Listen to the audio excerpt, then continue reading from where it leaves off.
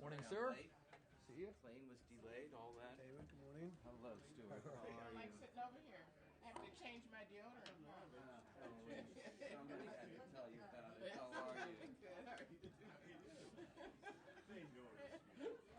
I want to say 2 words after you make your introductions and everything Before we start the hearing? Yeah. Okay. Well, Dan, if you think you can do pension reform, then I'll. It's up to, I'm still looking for a good entry point. I think we're on, but sometimes, you just say, what the heck, let's go do it until somebody stops it. So.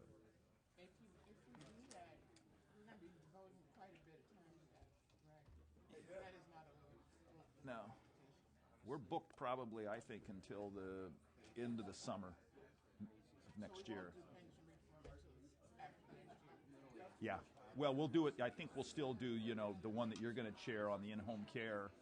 We'll run that up in the, we'll probably do a water hearing in January, then we'll start yours in February and March, and then probably roll into pension reform. March, probably have another, if I could make the argument for another charter school in February. Oh, we got charter school, too. I forgot.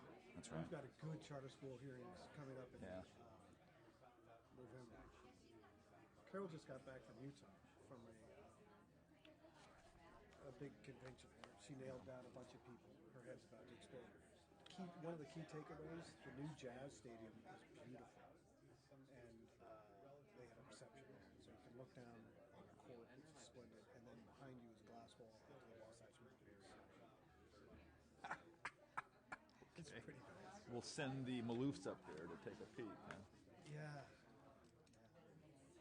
Okay, I'm going to get us started. Okay. Get everybody seated, and we'll get started.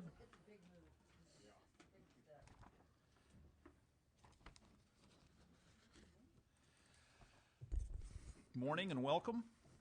I'm Daniel Hancock, and I'm the chairman of the Little Hoover Commission. And before we begin, I'd like to introduce my fellow commissioners who are with us today. To my far right, Commissioner David Schwarz. To his left, Commissioner Martin Helmke. To his left, Commissioner Marilyn Brewer, and arriving shortly, our Vice Chairman, Mitch Mitchell. To my far left, Commissioner Eloise Anderson, and to her immediate right, Commissioner Lauren Kay. Also with us, we have Commission staff, our Executive Director, Stuart Drown, our Deputy Director, Carol D'Elia, our Project Manager, Eric Stern, and our Research Analyst, Tamar Foster. This is the second of 2 planned public hearings the Commission is holding to review the organization and coordination of the state's economic development activities. At the first hearing, the Commission heard and learned about some of the state's existing resources for economic development and about its needs. Today's hearing will expand on that dialogue. This morning, the Commission will hear testimony from Mary Ingersoll, who will discuss Team California's role in coordinating economic development activities in the state. She will be accompanied by Michael Bushey, president of Team California, who also leads economic development efforts for Southern California Edison. Amy or Jamie? Jamie Fall, Deputy Secretary of Employment and Workforce Development of the California Labor and Workforce Development Agency, will discuss how the state aligns its workforce development programs to aid economic development and how the units within the agency are organized to help achieve this goal. The Commission will also hear from a panel of local economic development experts who will share best practices from their experience in coordinating economic and workforce development activities. Bruce Stensley, President and CEO of the Economic Development Collaborative of Ventura County, and William Bassett, Chief Executive Officer of the Stanislaus Economic Development and Workforce Alliance, will also discuss how the state's workforce development programs might be better organized and coordinated to improve regional and statewide economic growth. Finally, California State Treasurer Bill Lockyer will discuss the office's role in economic development financing programs and how it coordinates with other state agencies and local organizations. At the end of the hearing, there'll be an opportunity for public comment. Please notify our Commission staff if you would like to provide comment. Today's hearing will be recorded by the California Channel. I would like to thank the witnesses for the written materials they have submitted. The Commission has had the opportunity to review those materials, so that I would ask you to summarize the major points that you would like to make so we could focus our time on discussion. Before I have the executive director call our first witness, Commissioner Kay asked to make a brief comment. Yes, thank you. Thank you, Mr. Chairman. I think we'll hear about this a little bit later, but am I on? I don't know. You should be. Yeah, you should be. Okay.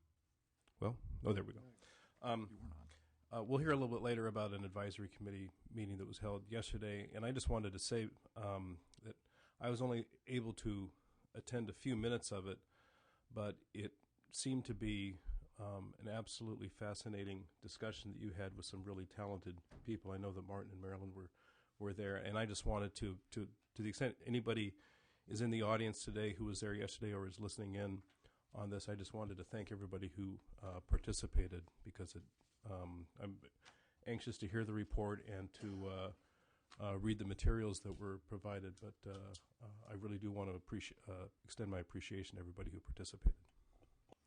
Okay. Stuart, would you call our first panel, please?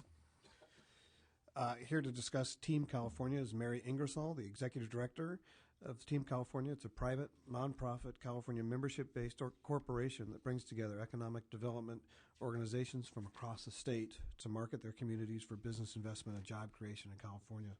Also on the panel is Michael Bushi, the president of Team California and manager of economic development for Southern California Edison. Mr. Bushi is a member of the Los Angeles Economic Development Corporation's Board of Governors, and as well as the Executive Committee, and he serves on the board of the California Association of Local Economic Development. Good morning. Morning, and welcome, and thank you for coming. And we'll start with Ms. Ingersoll, and then we'll move on to Mr. Bushi, and then we'll take questions, and you may get interrupted as well while you're testifying. So, but Excellent. That's the way we'll plan it, at least. Okay.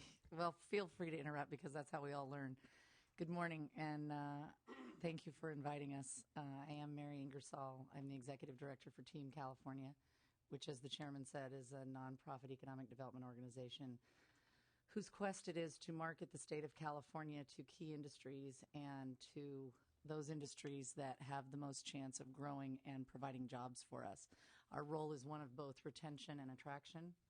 We're a member-driven organization, so we're able to respond quickly to the needs of the people, some of who you will hear testify later today, from Stanislaus and Ventura County, who are actively involved in working with companies that both look to locate here or expand here or leave here, because those are all facts of economic development, aren't they?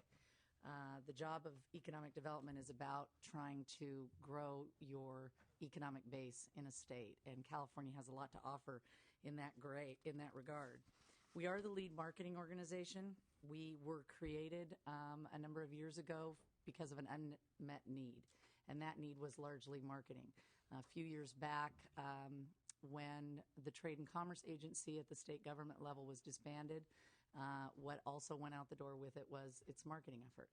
And with a reduction in staff and both a reduction in resources, Team California came about as a way to leverage dollars where local economic development organizations, cities, counties throughout the state could purchase a membership and then look at a outline of activities and a plan for a 2 or 3 year period and say, those are the kinds of things that we want to be involved in. We want to work with labor workforce and development. We want to work with BT&H. We want to work with the colleges, the Lieutenant Governor's Office, the Governor's Office in their efforts to promote and create jobs in California.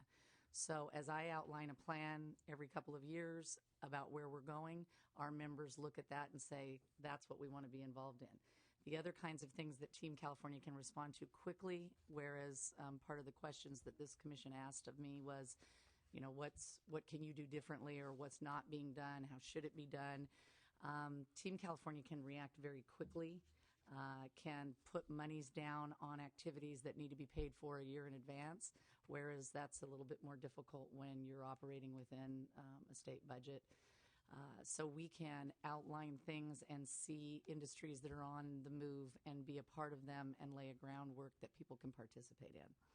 So by and large, we were created to meet an unmet need, and we measure our success, quite frankly, by the fact that we're still here, we're growing, and I think the most interesting part about Team California and the people that formed it, which were volunteers like Michael Bushi, who's with Southern California Edison, We have over 33 board of directors throughout the state of California, representing all the different regions.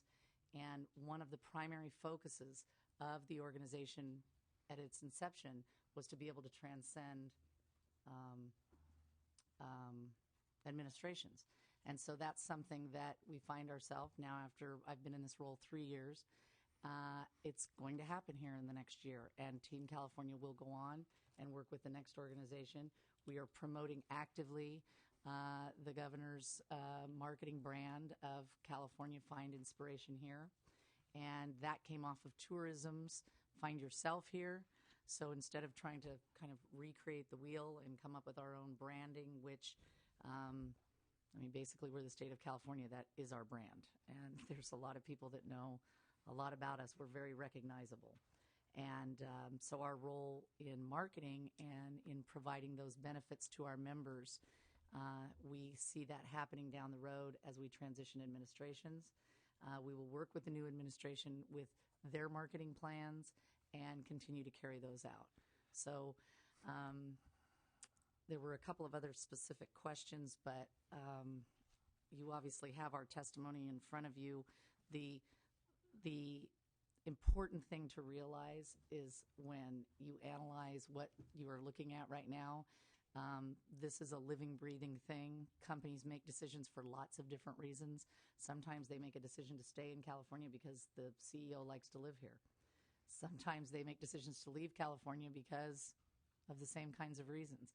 I think one of the strong points that Team California continues to work on today and in the past, and we absolutely, through the direction of my board of directors, we're going to continue this, is we're trying to create a message platform that the people that you're going to hear from over the course of the next few months and that you heard from yesterday, and I would just like to concur that that's a pretty incredible group of people that gave testimony or gave a meeting yesterday, because they're definitely at the forefront of this industry, and they do a great job for our state. But there needs to be a consistent message sent out there. I think if there's any downfall in what we do in economic development throughout the whole entire state, is that sometimes we believe the press that gets shoved down our throat that maybe isn't necessarily accurate. You'll consistently hear in the media and through huge marketing campaigns that all of our businesses have left California and they're all in Nevada. And yet if you look at the actual data that's out there currently, you'll see that Nevada actually has a higher unemployment rate than California right now. So if that's the case, if all of our companies have left here and they're there, why is their unemployment rate higher than ours? We definitely need to do a better job of communicating the strengths and the positive aspects of doing business in California. Do we have challenges? Do the budget constraints? Do we hear about them when we're working with companies? Do we hear about them when we're at trade shows? You bet. All the time.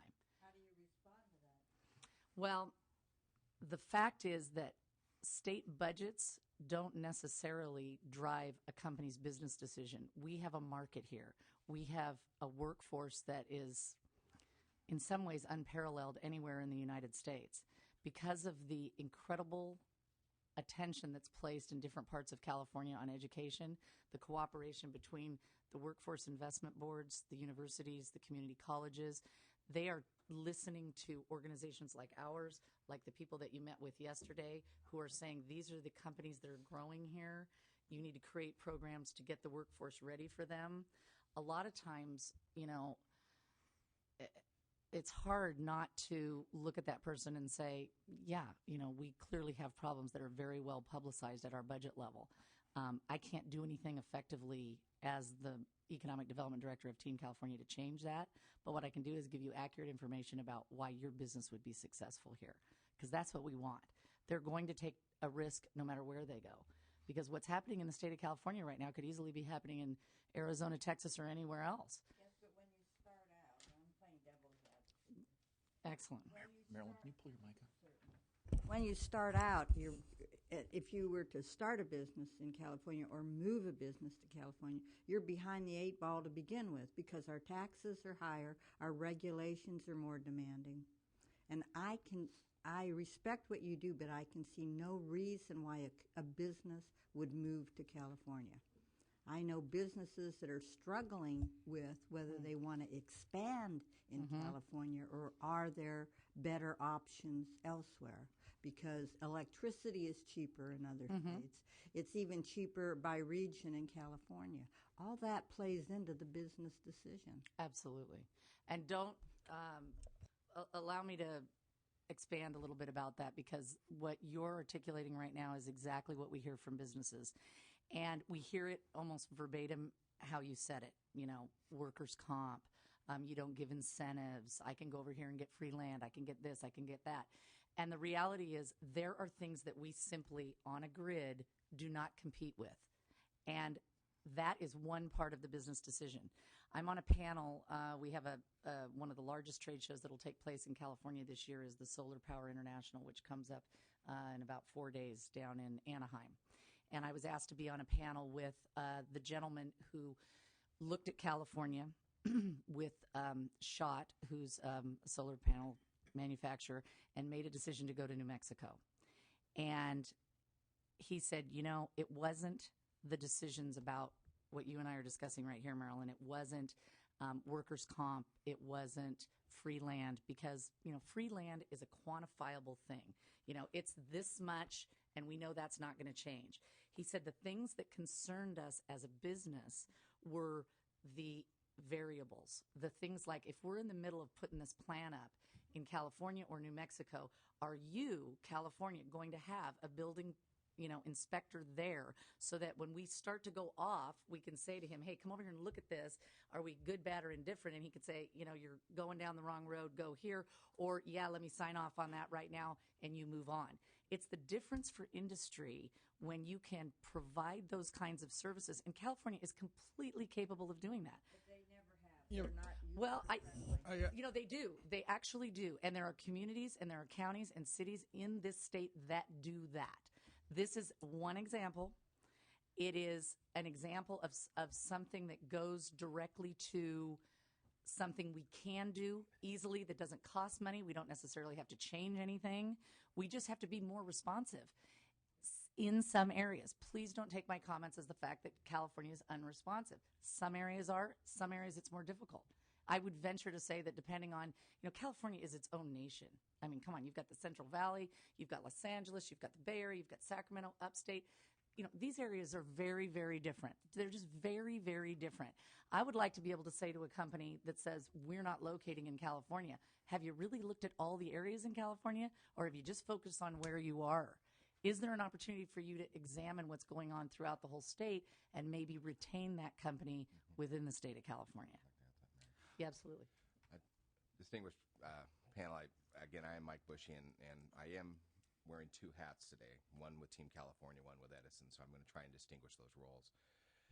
Speaking on behalf of Team California, one thing I'd like to add to the discussion that was just taking place is there are resources that are capable of responding to a business's needs. For example, we very regularly will be involved in what are called regional economic development teams, RED teams. A lot of times it's to save a company from moving out of state. But you do get those resources that you bring together multiple utilities, you bring together local and county, regional economic developers, cities, and they look at ways to either expedite processing of information, they look at ways to reduce maybe some costs. I know, speaking on behalf of Edison, we'll look at energy efficiency as a means to try and lower operating costs and help customers make well-informed decisions that will increase their profit, lower their costs, and make them more viable in staying in that in that specific location. Now, do we do that on attraction? In many cases, we do, as Ms. Ingersoll is pointing out. You will get local, regional economic developers involved. The state business, transportation, and housing agency may get involved. CalBiz may get involved. The resources are there. What really needs to what we believe needs to take place is have a statewide comprehensive strategy that identifies how you respond to the issues that seem to come up, whether it's somebody wanting to move to California or somebody that needs to stay in California. The resources are here, ladies and gentlemen. I don't think there's a strategy in place in how you deploy them. And that is really the message I believe Ms. Ingersoll and I are trying to get across is, as Mary said, there are communities that do this. We need a comprehensive strategy to teach everybody how to do this. We are the envy of the world. We are an innovative place to do business. If you look at all the things over the history of California that have been invented here, and I don't have them at my fingertips, California is the place to do business. What we need is a comprehensive strategy that embodies our locals, our regionals, our statewide organizations, such as Team California, and the California Association for Local Economic Development, CalEd, and CalBiz, and really having a unified approach in how do we keep businesses here, how do we lure businesses here, and how do we make California that great place to do business that it always has been. So the resources are here. It's a matter of putting a strategy together to do it. I think, David, did you have a question? And then I'll have Commissioner Mitchell had a question after that. Good morning. Thank you for coming. And Commissioner Kay. I thought your little anecdote about the obstacle to getting facilities up and running and the inspection and permitting issue quite interesting because it underscores a point, which is that for many businesses, time is money, and time and money are both lost if they can't get quick and affirmative reaction from those who are standing in the way of letting the business get running. So that's a good example. I wanted to ask about some other things, most generally about economic enterprise zones and your thoughts on that. And then some more specific questions. I understand that there is currently pending a piece of legislation sponsored by, I believe, Assemblyman Lopez. It's 1139, that would do away with certain tax credits in enterprise zones with respect to wages that would be paid to folks who work in those areas, depressed economic areas. Antelope Valley, for example, with 16% unemployment. L.A. County, to the extent it is qualified as an enterprise zone, with 12% unemployment. So I'd like your thoughts on that impediment from the vantage point of businesses that you're trying to retain or businesses that you're trying to lure. Second, and maybe I can get an answer to that, but I'll put the other two very specific questions on the table. I understand that there's been a 2-year suspension on manufacturing incentive tax credits, and a 2-year suspension on the NOL, net operating loss carry forward. Two examples that are, I suspect, viewed by employers as impediments to doing business with real financial impact. Talk to me a little bit about those kinds of things, because at least those are identifiable issues that might be worthy of discussion here. Go ahead. Can I take that? Okay. Yeah. Throwing all of that at you, but I just wanted to put generally the economic and the enterprise zone issue, and then specifically comments on this pending legislation that would do away with tax credits for wages, and then the NOL carry forward, and the manufacturing investment tax credit suspension. Okay. Let me understand your enterprise zone question. Because when I was actively involved in economic development, I got my training here in Sacramento, worked for SACTO for 6 years, and then ran the Tulare County Economic Development Corporation in the Central Valley, 2 very different areas in the state. And I can tell you that when I was in Tulare County, an enterprise zone was created specifically for the assistance of a manufacturing and distribution firm, and it made the difference as to whether that company was going to place that distribution firm in California or elsewhere. So from a sort of macro discussion about, are they valuable, are they not, when you've got a state like ours that's in a budget, crisis, you're going to be looking at every way that you can save money. So I think that the enterprise zone program has come under fire because the question is, why are we giving away these hiring tax Corporate charity, they call it. Corporate charity. Well, I won't comment on that. Thank you. It's not corporate charity. No. I agree. That's what the detractors label it, and Exactly. And so at least we know what the target is that's being how it's being described. How it's being described. Not embracing the characterization. I'm merely saying what the opponents of enterprise zones would term. I think my personal experience working with enterprise zones, writing applications for enterprise zones for the state of California in a couple of different regions in this area, they are so critically important to job creation. I can't underscore that enough. And the reason is, it's not money you're losing, it's money you're investing because they're hiring someone. So without the incentive, they go somewhere else, much like Marilyn pointed out, and they hire people somewhere else where they're getting the incentive. the reality is the learning curve for employees at any level of business is high sometimes. So the enterprise zone credit that goes directly toward, both educating, training, and hiring someone is very, very important in that equation. It's much like the conversation that we had about, land. It's an identifiable cost.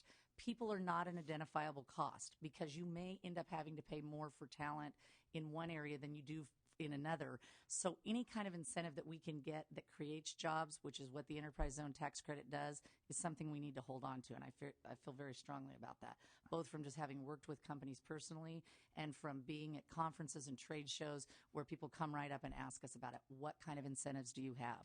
The sheet of incentives that I can hand out is getting smaller. That's a problem. That's a problem. I'd like to also add to that, putting my Southern California Edison hat on for a moment, we have it up and running. We're just about to do a launch on a new GIS tool set, which is a web-based site. You can go to it and see various sites that are available to either relocate or stay in California, move to a different site. One of the key strategic components of our website is our ability to identify zones, enterprise zones, recycling zones, trade zones. The last I checked, and based on what I've been told by my staff, we're the only presence on the web that is highlighting enterprise zones. And as Ms. Ingersoll stated, the level of tools and the level of incentives that California economic developers have is... We Edison or we Team California? We Team California and we Edison, the list of tools that are available to economic developers, whether they're utilities or members of Team California or locals, is getting shorter. Enterprise zones do work. Enterprise zones create jobs, which then create indirect benefits. You have job multipliers from these jobs that are created. As I said, we see the value in them. Wearing my Edison hat by putting them on our website. Wanted to add a little bit on the manufacturing incentive, the MIC. Speaking on behalf of Team California, the MIC would make, obviously, in our opinion, would make California more competitive and assist in really mitigating the leakage of manufacturing jobs that we have seen to neighboring states which offer the MIC, such as Nevada, Arizona, and Utah. So they have MICs, we don't. There's definitely a benefit to providing the investment credit. It's not corporate welfare. It's a way to get manufacturing jobs in our state, stay in our state, or attract them to our state. And the net operating loss tax credit, I assume you also put that on the list of the diminishing incentives that might retain business as well. Absolutely. So this is another sort of related issue, which is to the extent that one can inject some economic development through enterprise zones in communities that have high unemployment and maybe exurbs or outside of major metropolitan areas. It also may play felicitously into the kinds of goals of AB 32 and 375, which is that you were thinking long term about lowering the carbon footprint, about taking some of the stress off of commuters. In other words, I'm trying to make a case here that the long-term incentives of economic development, economic enterprise zones, may go well beyond the multiplier effect of increasing businesses. So someone once said to me, it's very interesting, which is, you don't really, San Pedro in some ways, or any one of these communities that are quite ways out, you might as well be an island or Galapagos, because you're there, you're going to stay there, and the businesses are going to grow around there.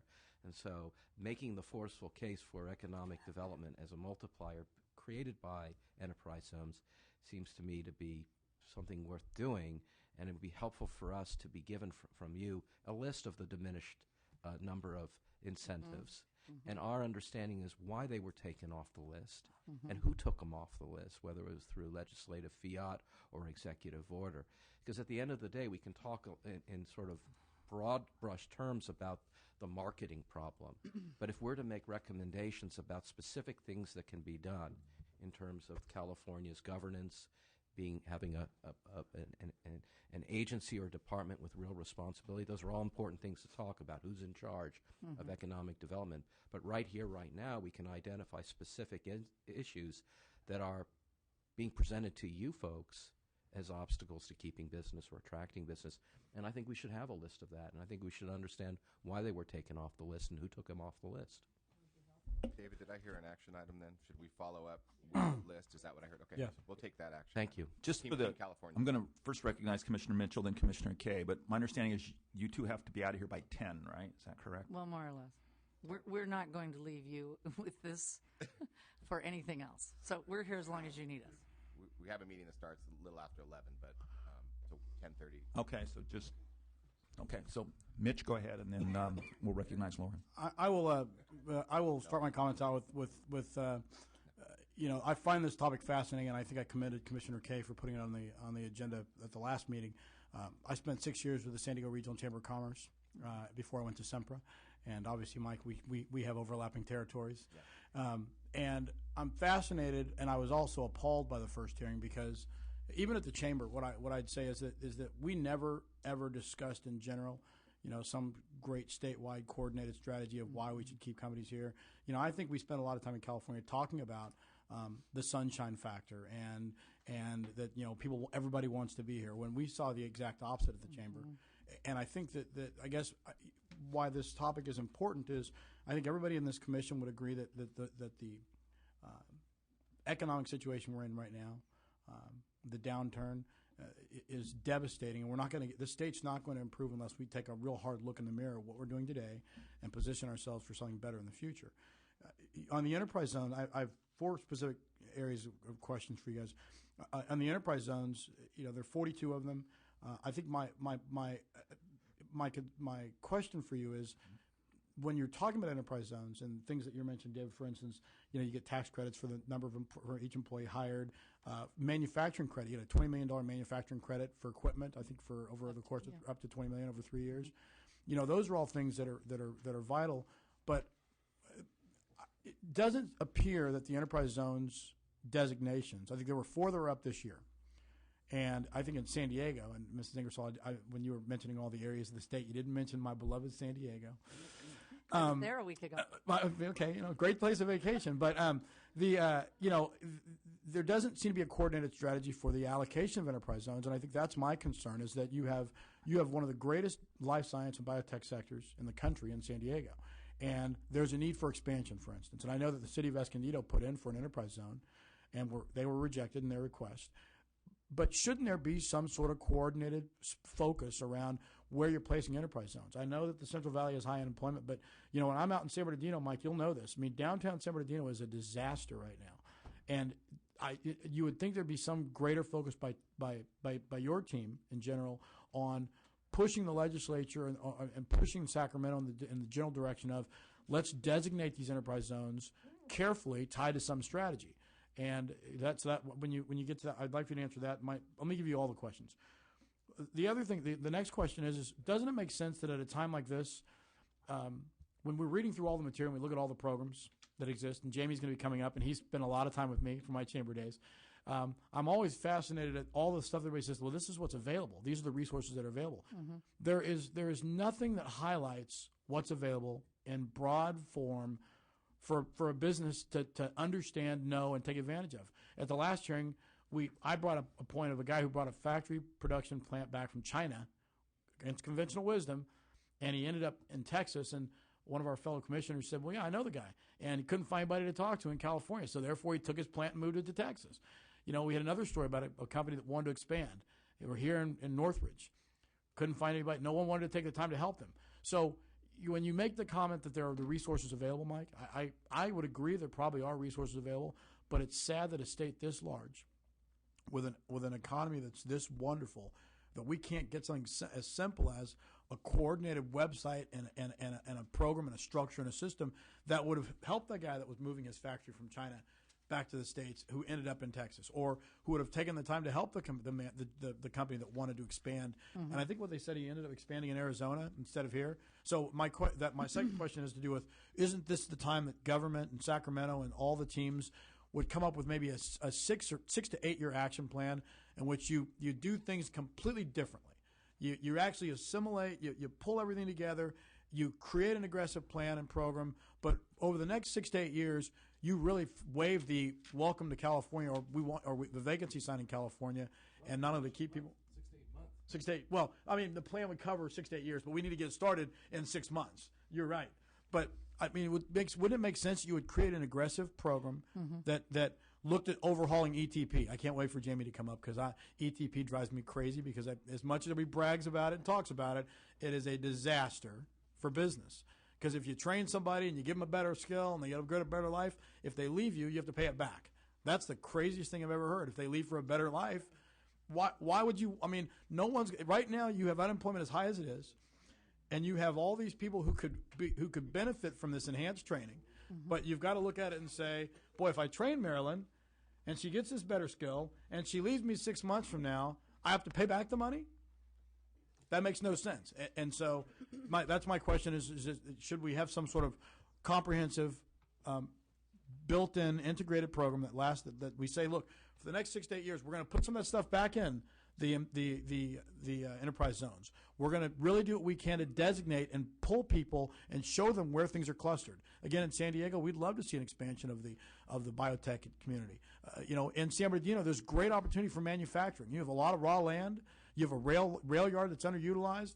But that's where I think that there should be a focus, and I want your opinion on that. And then the other thing is when you look at these clusters, I read a bunch of stuff about we tend to do stuff by Ventura County and Tulare County. We look at all the individual achievements, and so that doesn't point to coordinated. But I'll use another example of the high-speed rail. This is a great example of sounds great, but it is not coordinated into economic development in any way, shape, or form.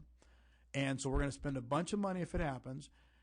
And shouldn't we be having a discussion about economic development when we're talking about luring people here?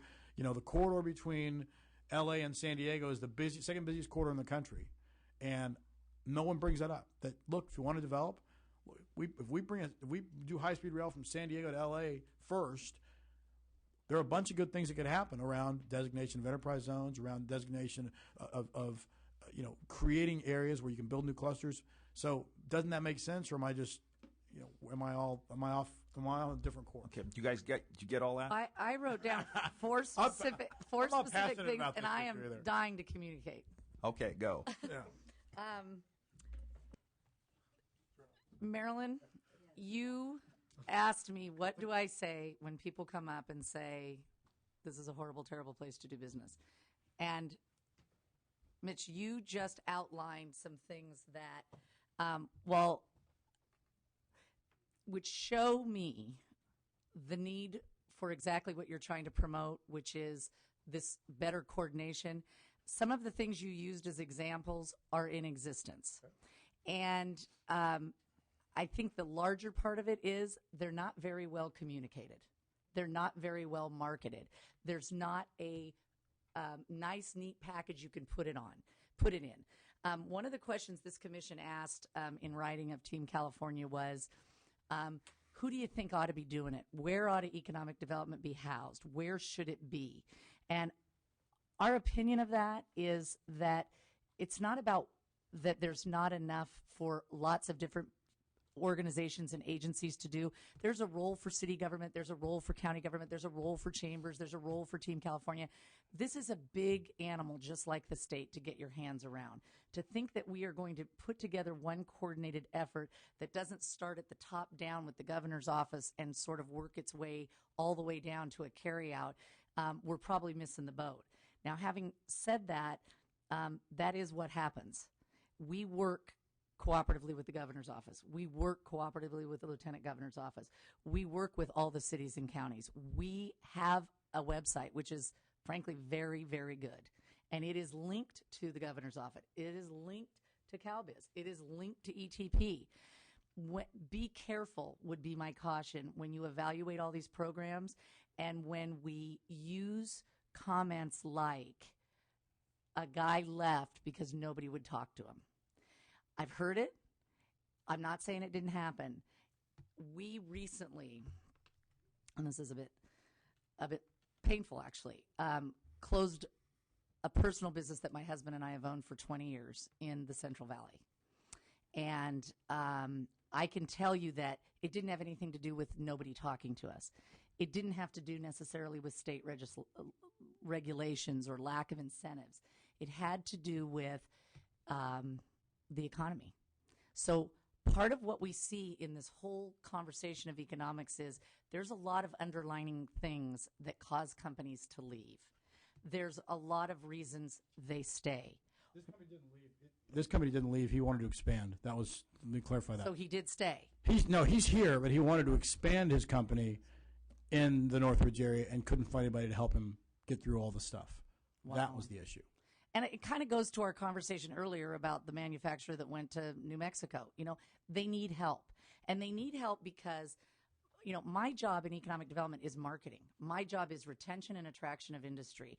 If I had to worry about running legislation through like CalEd does, if I had to worry about meeting with clients one-on-one the way, the offices of CalBiz do, if I had to worry about everything that was going on in the utilities, that'd be a really big package for one agency to do. It just isn't possible. So what we do is we market to let people know that we're here, that we want to work with them, that we want them to stay, and then we funnel that information back to the locals where they can actually do something with it.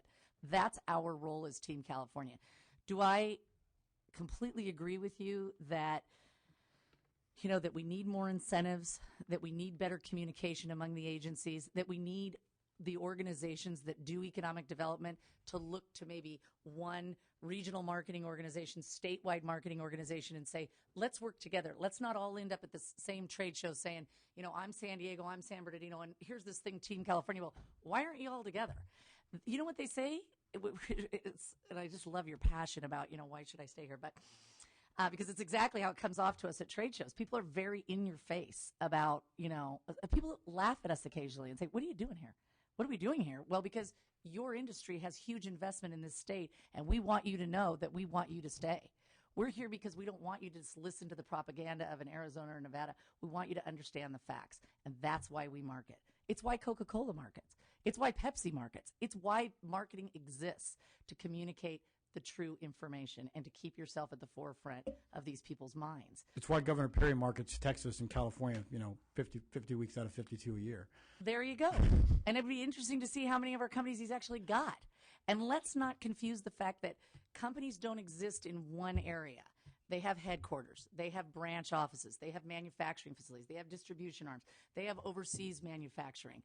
There's a lot of components to a company. So again, I just caution that we have to be careful when we hear, hey, this company left, because it may not mean, they turned up lock, stock, and barrel and left. And there may be other reasons than what we did or didn't coordinate that made that happen. I don't disagree with you, Mary. I think that, again, my concern is that, again, for companies that want to expand, when I was at the chamber, that was the biggest concern most companies had is I would love to maybe expand, but it's the what's around the corner that I don't know that concerns me. And I don't know if there's anybody who can actually help me. And I think that economic development is a full-time activity, and it has to be coordinated. So it has to be coordinated. It has to be funded properly. I mean, that's a whole nother issue, but there needs to be resources allocated to it. And I think when Trade and Commerce got disbanded, and I'm certainly not advocating that it become another agency, so don't misunderstand my point. My point is that there were a lot more people involved, and there were offices of foreign investment. There were people that you went to whose job it was specifically to get you back to where you needed to be and help you provide that. I mean, you met with somebody yesterday from CalBiz. You've got 4 employees over there. They got a lot to do. Commissioner Kay and then Commissioner Anderson. I'm not sure you got your question. Yeah, go ahead. I'm sorry. I'm going to add a couple of answers on behalf of my Team California role. Go ahead. To you, Mitch. First off, everything you said, yes, I agree wholeheartedly. One thing just to clarify, Team California has not been actively involved in, I'll say, legislative advocacy work. It's been more of a marketing arm.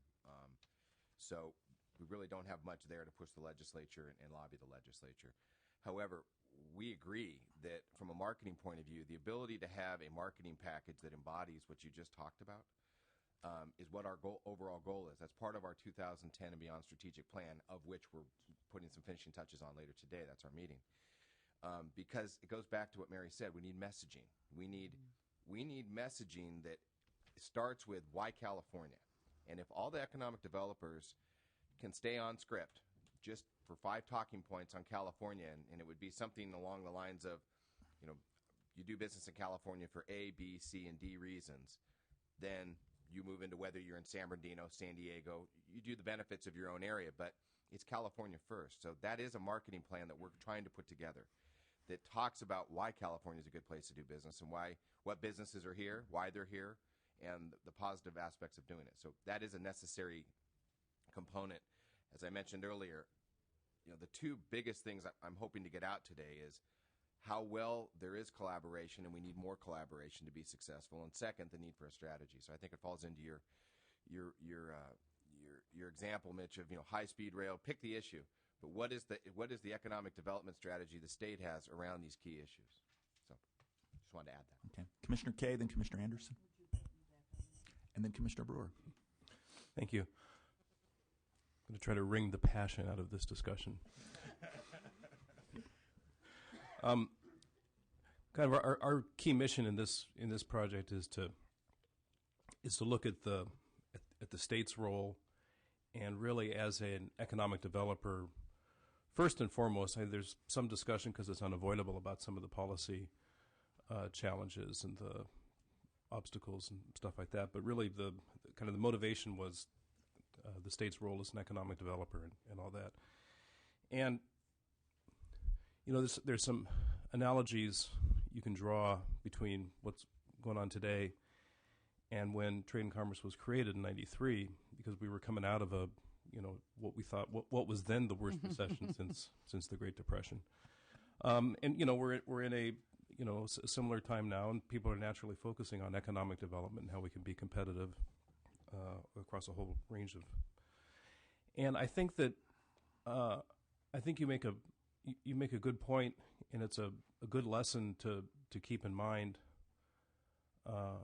and to study that you don't have to have a state agency that is everything. Mm-hmm. I think that in its heyday, it's a little self-serving, but in its heyday, Trade and Commerce, approached being able to do that because it had strong leadership and it had a lot of support from both the executive and the legislative branches.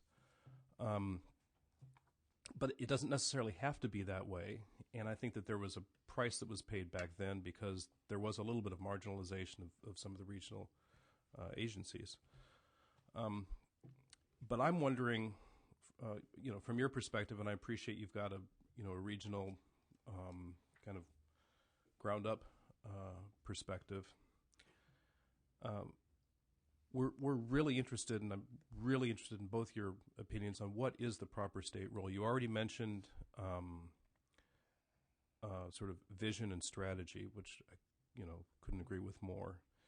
Leadership goes without saying. But beyond that, what are the key roles that the state should play? I mean, does there need to be a state marketing campaign? There is in tourism. But does there need to, or does Team California provide what's necessary? Does there need to be more kind of one-on-one hand-holding like CalBiz? Does that need to be expanded? Does there need to be more kind of top-down red team activities that involve state agencies? Yeah, I'm looking for some specifics and where the state can add value and where the state doesn't need to add value. Because I've got one model in mind that for a brief period worked for a little while because a lot of things came together that you can't necessarily count on duplicating. But are there, based on where we are today, where should the state play a stronger role? Is it okay? We heard a little bit yesterday, for the amount of time I was there, about, it doesn't all necessarily have to be in one place, but these pieces need to be there, they need to be supported, and they need to be coordinated. So I really value your insight on those themes, both of you. I'll go first. It's a surprise. It's that is a huge question, and And feel free to think about it and get back to us too. well, that is But I really would like your. yeah, and we'd like to do that because I hesitate, and it's why we didn't really answer it in our testimony in written form because we haven't really got there to the answer to that question. And the reason why I think we answered it, I'm looking at it, is California better served by a single voice for promoting economic development? Should it be housed in one place? And we wrote, we believe there's room for many players in this business and kind of expanded on that. The reality is that what CalBiz does and what ETP does and what labor, workforce, BTH, I totally agree with you that when Trade and Commerce was there, those agencies, some of them suffered sort of underutilization. And red teams are a response to a company leaving. So that's one expertise of economic development. You're going to be working with the locals. You're going to be working with state government. You're going to be looking at the legislation that's there that might affect them, hurt them, or could be put into place to help them. That's totally different than what Team California does, which is marketing. So I really see those things as completely different. Team California exists because there was an unmet need, because there wasn't marketing going on in a statewide regional format that could bring everyone together under one umbrella and sell California. I believe that's its own entity, that is completely different than working with a red team in a company that's getting ready to leave. I think you're selling the same kind of things to both, but if we're not out there marketing, we're going to miss out on things. So, could we one day hope to be an agency like tourism? Maybe. Maybe we do need to look at some ways to fund a proper marketing commitment for the state of California. CalBiz, they are in the trenches working with companies that ring up and say, we're looking at California, we're looking at, Nevada, we're looking at Texas, we're going to do a solar. We've got just a ton of solar companies looking at this state right now. You've got people at CalBiz that are saying, okay, how do we coordinate which one of those this state needs and wants? We want the ones with the most jobs. We want the ones with the most tax increment. We want the ones that are going to grow and stay, like Mitch was talking about. We don't want to use ETP funds, which work. We just want to make sure there's a check and balance in place that, if they don't stay, that money doesn't get paid. And I'm not completely familiar with ETP, but I do believe that mechanism is in place somewhere along the line. So, we're going to need to get back to you with more detailed comment on that. And I think when you start hearing more from other people, your first hearing was, a few weeks ago, you heard from some of the other organizations that exist. You're going to hear from some local organizations past us today. I truly believe one agency doing all of this is kind of insane because of, one, the size of the state. It's hard to get your hands around this state. It's real different. So to think you're going to be able to be one agency that handles companies when they want to leave and be able to react quickly, that does all the marketing for the state of California, and handles the businesses when they want to come in, and on Furlough Friday they say, we want to go see plants today. You've got people in this state that are working, touring companies all over the state, not just right where they live, but getting in a car, getting on a plane, and going to work with companies and meeting them in San Bernardino or San Diego so that they can show them sites on a Furlough Friday. It's happened. It's been happening. So I really believe, as one voice, that it's a lot to ask one agency to do. So then, therefore, we need to get back to you. Michael, do you want to comment on I that? just wanted to add just a couple of points on behalf of Team California. One of the things that, and just a little background on myself, I've been involved in the utility business, as my bio says, since the early 90s. Been involved in economic development for a little under 2 years. It's been a learning curve for me to understand economic development and understand investments and jobs and indirect jobs and job creation and how important it is. One of the things that I would like to recommend on behalf of Team California to this distinguished committee is looking into educating our legislators on economic development, whether and whether it's part of a either a course or a orientation or something that comes in. I've had a couple of very brief conversations with new members of the state legislature, and their eyes open up as mine do about what economic development's all about. Maybe a little more education on what it means, what economic development does, how it impacts the economy.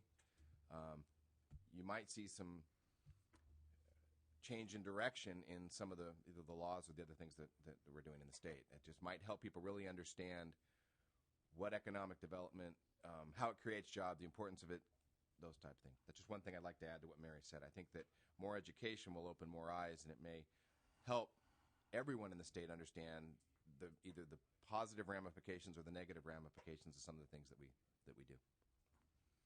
Commissioner Anderson and Commissioner Brewer. Yeah. I have a comment and I have a question. I think there's two things that run against economic development in the state. One is the uncertainty of the legislature. I don't think anybody knows where they're going to be tomorrow on any given issue, which goes to your education issue. And the other one is that I believe that there's an underlying prejudice against manufacturing and blue-collar jobs in this state. So if you talk about when you say manufacturing, people have a view of what that is. That's probably totally wrong. But whatever that view is, they don't want it. So I think that's an issue. Now, my question is, it's probably not going to sound like a question, but it is a question. Okay. Your marketing focus, it seems to me that one of the biggest marketing for economic development and needs to happen is marketing internally to the residents of the state about economic development. I think it's very difficult, at least when I look out, to market to external companies to come in when the people in the state are so against anything other than what they already know or think they know or don't want to know. So it seems to me that the first, and I'm asking the question, isn't the first marketing job you really have to do to market to the residents of the state about what economic development is, how it will help them, what's the long-term implications of this, rather than the external marketing to companies you're trying to get? Because if I have a belief that manufacturing is a steel company that was running when I was 2 years old in Pittsburgh, dirty enough, I mean, if you live in Pittsburgh, you'll know what I'm talking about. And now I'm 52 years old, and that's not my age, though. I am 52 years old, and I live in California, and you talk about, you haven't sold me. And I think the first sell has to be, it seems to me, for economic development, needs to be to the residents or citizens of California, and I don't see that going on. Now, I want to give you a comment on that. I was watching the President's Cup, which was in San Francisco. It was the first time I actually saw a serious attempt to advertise California. I was like, President's Cup? I mean, I know who they're advertising to, people who like golf, people who got money. I mean, it's a whole set of things here.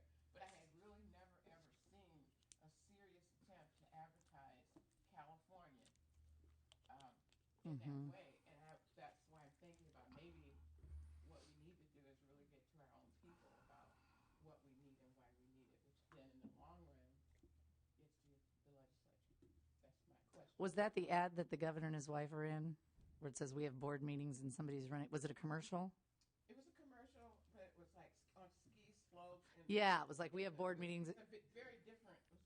It was a variety of different kind of things. And a couple of my friends from the Midwest called and said, California might not be such a bad place to live. I said, no, you won't like the taxes are too high.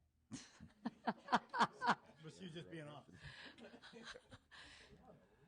taxes are high compared to where they live.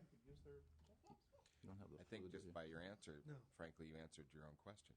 Yeah, but we do need to educate. I mean, Team California has taken the role of marketing to business, marketing to manufacturing in a broad sense. I think one of the things that we will actually discuss today is that point. Should we be looking at how to do some marketing to our own? We'll take an action item for our strategic discussion this afternoon with the rest of our executive board. I think you bring up a very good point. NIMBY seems to be. I think NIMBY was. And I don't know this for a fact. But, NIMBY I've heard was a California phrase, not in my backyard. But what she's pointing to, though, is manufacturing has changed. If you think about how much discussion goes on about the green economy, especially in our area. Oh yeah. I mean, everything that comes out of the green economy, new widgets, new devices, all that stuff can be manufactured here, and it's not a traditional Pittsburgh plant. Clean manufacturing. It's clean manufacturing, but we don't educate, we don't discuss it in that detail in California. We just use the phrase green economy, and we don't define it. And I think Commissioner Anderson is absolutely right. At some point, somebody needs to market it. Manufacturing is biomed. Yeah, well, I think about Toyota having walked through their plant that was over in California and knowing a whole lot about auto manufacturing, but that was 1950s manufacturing. I walked through the plant. I was in shock. One was clean. I mean, it's all electronics basically. That robotics doing most of the work. I would venture to say that most people don't know that. It's part of the Toyota production system, and when you read the book about how Toyota was created, you're amazed at what focus they put on making sure it was clean and they didn't have waste and they reduced their carbon footprint. Somebody's got to promote that. So I'm just saying, it seems to me that one of the ways to move economic development is to first sell us that this is a good idea. And I'm not sure that when I was reading information, how do you not have people in other countries, offices in other countries, selling you? I mean, it's just like, what? I mean, I come from a state where we had an office in Germany, office in England, an office in Japan, office in China, office in India for our state. And then I'm looking at, we brought all those offices because somebody went over there and they were having a party. Well, I think I think their role is to be a place where if a business that is housed in China, India, Japan, et cetera, wants to go for information, that's where they go, and they connect you back to the state. We don't do marketing to residents. It's something that we can look at. That would come under our retention efforts with Team California, and actually it's something that it gets done through the locals, and they do a pretty good job of it. But the reality is there's a lot more work that could be done in that, and that's a really excellent point. Marilyn, you had a question, and then David. A comment and a question. First, Mary, let me explain my passion. I'm a minor stockholder in a manufacturing company, and just this past week I was in a meeting whether we discussed whether to expand in California or to move out of state. And I've been in this state since 1949. I've been involved with this business since 1963, so I've seen a lot of changes. And I'm saying, in all fairness, you have to look at other states. And so my comment on that is this. In these kinds of times, the enterprise zone is much more important than it's ever been. When we located before, we didn't look at that, but that's playing into the equation this time. When you talk about trade and commerce and what they did and what they were able to accomplish, that was in an emerging economy. They had red teams. They were looking at attracting businesses, keeping these businesses here. It was a different atmosphere and climate than what you're dealing with today. In your comments, you said that more revenue, more money needs to be allocated toward this. The reality is that's not going to happen with what's going on in this state right now and what's going to be going on in the next 5 years. So how do you as an industry reinvent yourself? In yesterday's meeting, there was a very dynamic group and there was a lot of great discussion. And one of the comments that I overheard was we need more of this because we don't, as an industry, we don't interact ourselves. And so my question to you, and maybe you need to take it to your meeting this afternoon, is you can't count on government to do this for you. Government could, as I see it, be a clearinghouse and maybe be a networking system, but you need to reinvent yourself and work with each other to get where you need to go. Comment? I absolutely agree. And if I said revenue, I would like to correct that because I mean resources. And it's exactly what you're talking about, working together, because the agencies that are in existence that are doing their jobs right now are doing a good job. And we need them. You know, government plays a role in economic development, whether we like to see it or not. It's there. It's important. When you go to other states, I mean, I'm sure sometimes you hear from the governor's office, and they want your business. So there's an integral role for government in this. Revenue clearly isn't going to be that. And I want to underscore that our organization, while member-driven, is funded both by public and private dollars. And we have spent time looking at the private sector saying, you know, if you want to be part of the game and you want to see your industry grow here, you have to be part of the marketing effort and part of the solution. And, you know, my biggest challenge as the executive director is too many masters. You know, what can I provide private industry? If they join Team California and we market externally to bring companies in, I know what I can do for cities and counties and the state government in that. I know the measurable result there. I have to be careful when I work with private sector companies to ensure that I have the same type of deliverable. And so that's what, you know, we spent 2 days in Los Angeles in July working on a strategic plan. We're going to spend another day today just dealing with one part of it, and that's the message platform. So we're very committed to it. Okay, I'm going to recognize Commissioner Schwartz, and then I think we'll move on to the next guest or next speaker. Two, I hope, very quick questions. The first is, and it really picks up on Marilyn's point about the and I tend to agree with her that there is a reality about limited resources and money, and also a reality about the limited utility of the government's ability to make changes outside of the legislation.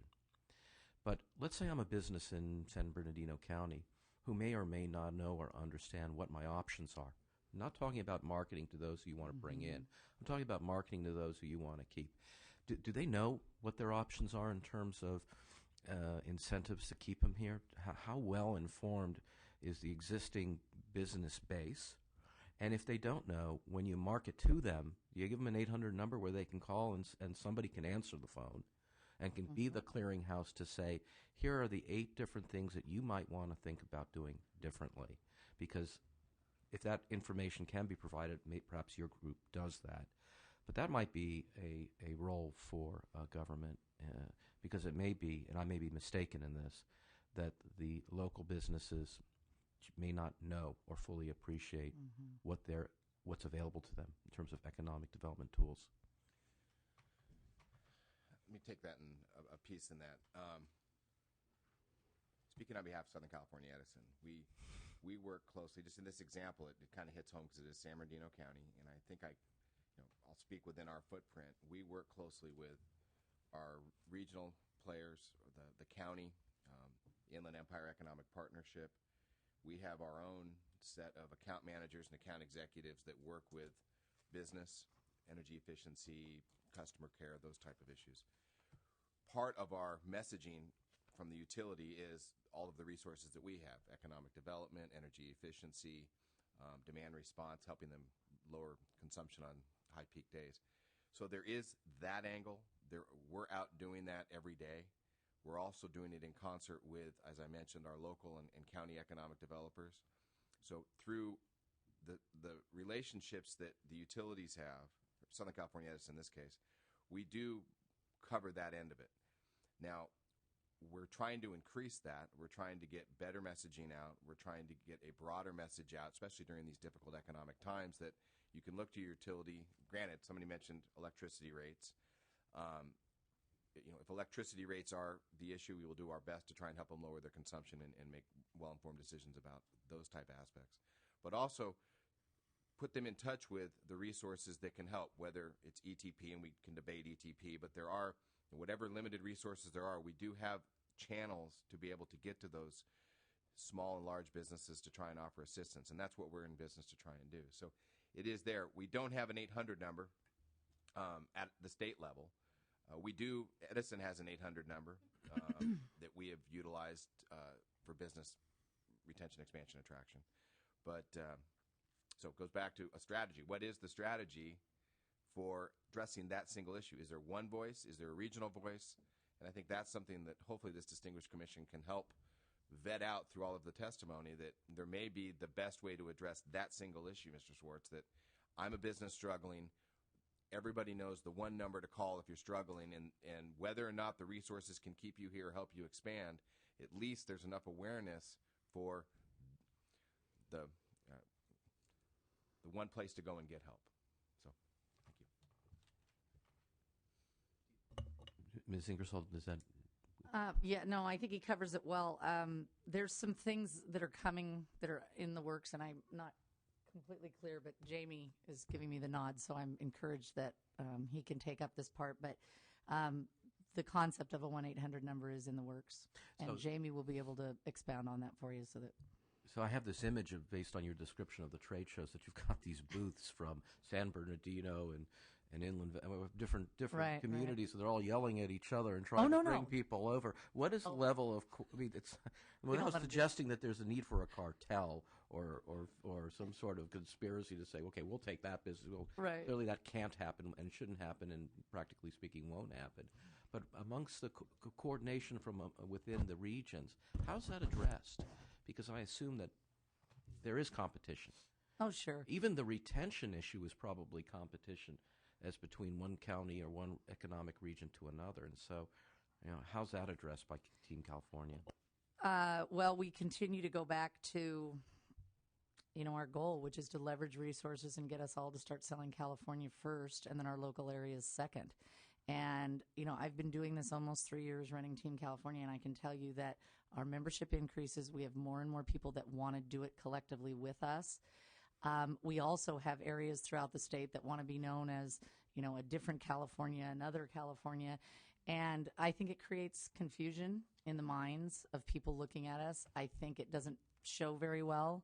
And personally, and I'm passionate this after having worked both in Sacramento and the Central Valley, and now with Mike, from Southern California leading our organization the next couple of years, I hear Los Angeles counties and Southern California saying, is it really doing us any good to just rearrange, the chairs on the Titanic, so to speak, on the boat? Are we really doing anything to foster an expansion in a company when we just relocate them? You're always going to get folks that are going to go up there anyway. That's a few less jobs for the new area, and maybe they're downsizing. So I think that gives me concern. As my organization, when we talk about not marketing internally to ourselves and our constituents and our residents about what kinds of companies we're actually trying to attract and try and help expand here, I think the discussion needs to be, why aren't you a member of Team California? Why aren't you participating in the statewide marketing organization? Your agency, your city, your county ends with, CA. I mean, there's no way around that. You're selling this state as a package, regardless of where you happen to be zip code. Thank you very much for your time and testimony. It was very informative and very useful. Well, we'll give you some more, and we certainly want to participate in the long haul, so this is not something that's going to end with your next couple of hearings. And invite us back, ask us more tough questions. Love to be a part of it. Thank you. Thank you. Thank you. Okay. Stuart, you call the next witness, please. Yes, discussing the role of the Labor and Workforce Development Agency is Jamie Fall, who was appointed Deputy Secretary of Employment and Workforce Development for the California Labor and Workforce Development Agency by Governor Schwarzenegger in 2007. Mr. Fall also serves on the Governor's American Recovery and Reinvestment Act Task Force. Good morning, Mr. Fall. Welcome. Thank you for coming, and please feel free to proceed. Thank you.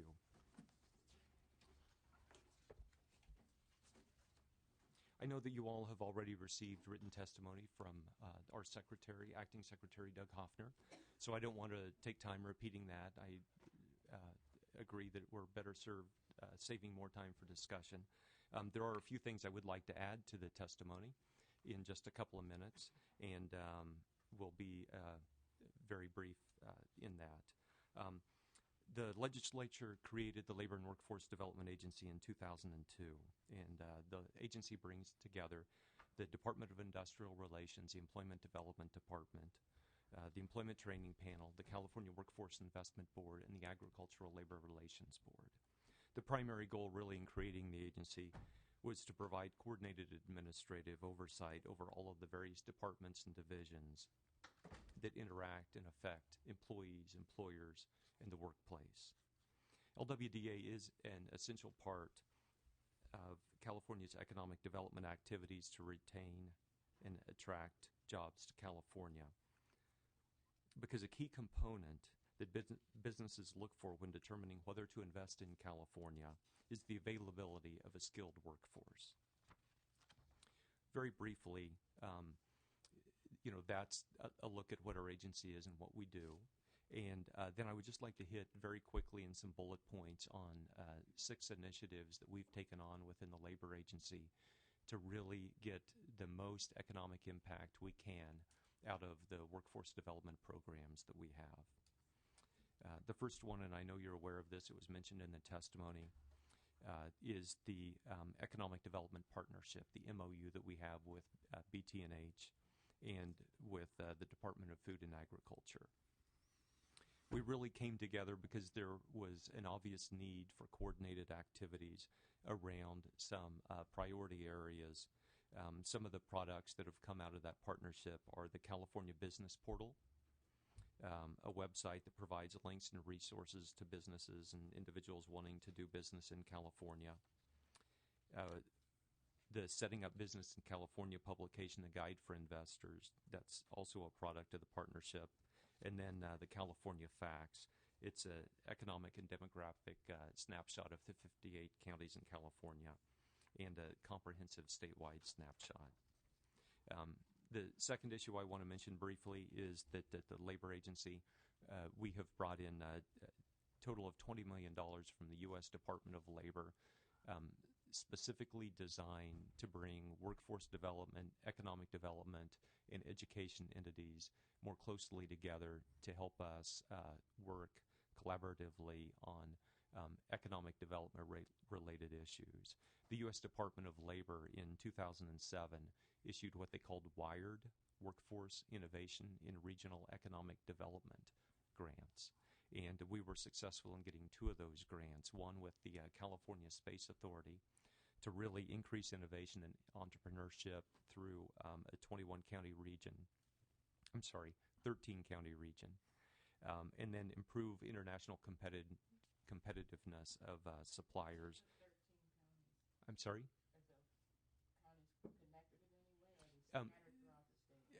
They are connected. They start in basically San Diego and work up the coast to Alameda and include San Francisco. They are, yes. It's yes, yes. Space meaning aerospace? Yes. Yeah. And then also NORTEC, the grant that we received with the northern part of the state, the Workforce Investment Board up there, was a $5 million grant, and that specifically was really to try to put a structure in place to see how much could be accomplished if workforce development, economic development, and education were working more closely together. Happy to talk more about those. And then the third of the 6 issues I wanted to hit on very briefly is we're really trying to change. We are changing the entire way that we do business at the California Workforce Investment Board. When you have so many different funding streams in so many different projects and so many different priorities, it really takes a set structure to bring everyone together and to think about things in a problem-solving way and not in a funding stream viewpoint. And as the National Governors Association... Can you do that without... Because you have commingling issues. Well, we don't... What we each do is we each take a joint look at a problem. And then, right, exactly. And then we see how much can each of us do with the funding streams that we do have, how much can we contribute to solving the problem that exists. And we try to attack a problem industry-wide and not just with one particular employer. Those are the silos that the commission loves so much. Right. I mean, I understood that, but I also understand that the structure may not be easily torn down to do that. What we try to do is try to get as far down the road in solving the problems and contributing what we can to those solutions. But obviously, we still have each of us have our own funding streams. We have our own performance measures, and we have our own accountability system. So you're correct. Yeah.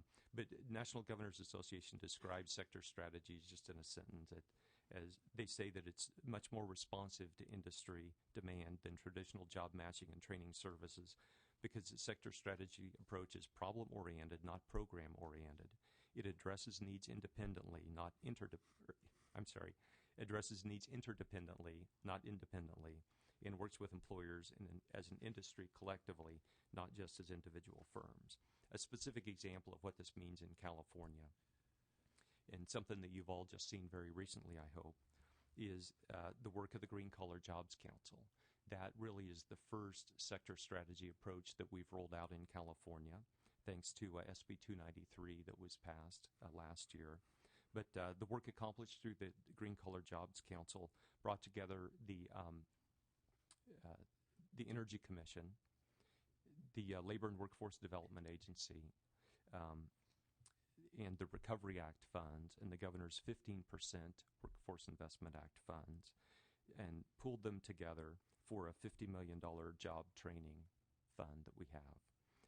The sector partnership created these grant projects. 34 organizations received $27 million in grant funds, and then they matched it with another $27 million. And we just announced those grants, I believe, 2 weeks ago, and we're very excited about the work that's been done to bring together all of the resources that the Energy Commission has focused on job training and job creation, and the funds that we have under both the Recovery Act and the governor's 15% discretionary dollars. Just sure. Yeah, please. The green thing.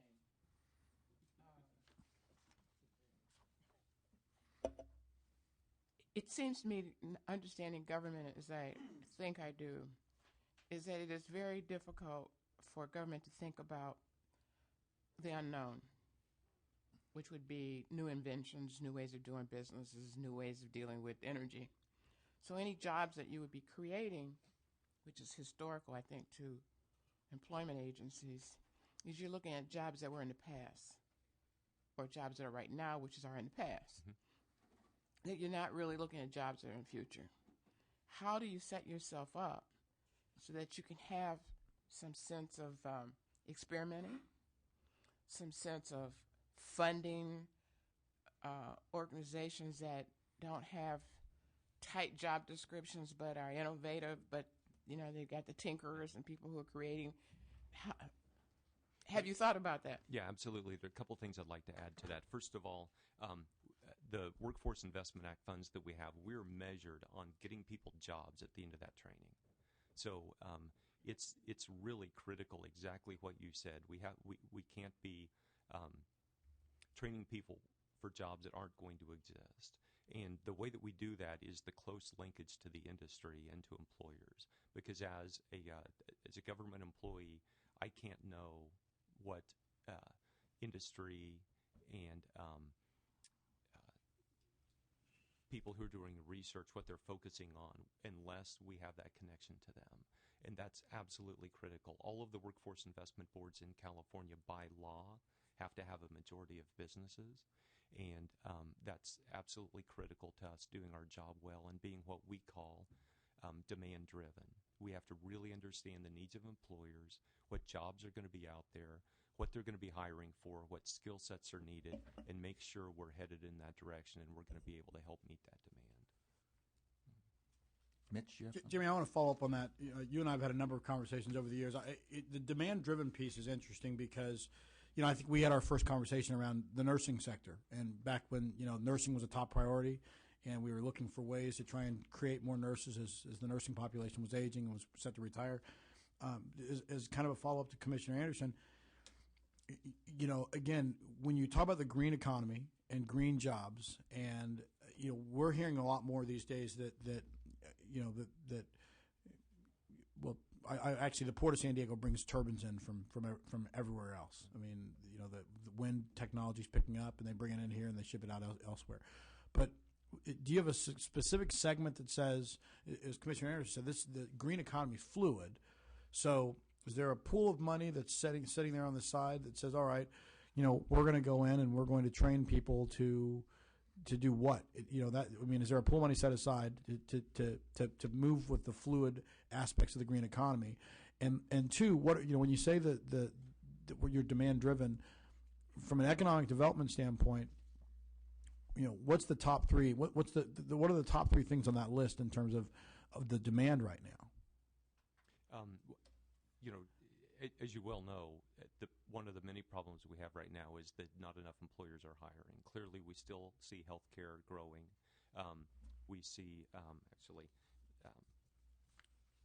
we have education is still growing. That's in the government sector, so I always have to be careful talking about government growing. That's not.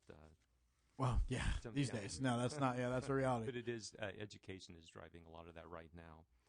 But Jamie, even like in the UC system, I mean, when you say education, you're talking about teachers at the local and the elementary schools, things of that nature. We still have population growth in California that we're experiencing, which helps drive that. But we only had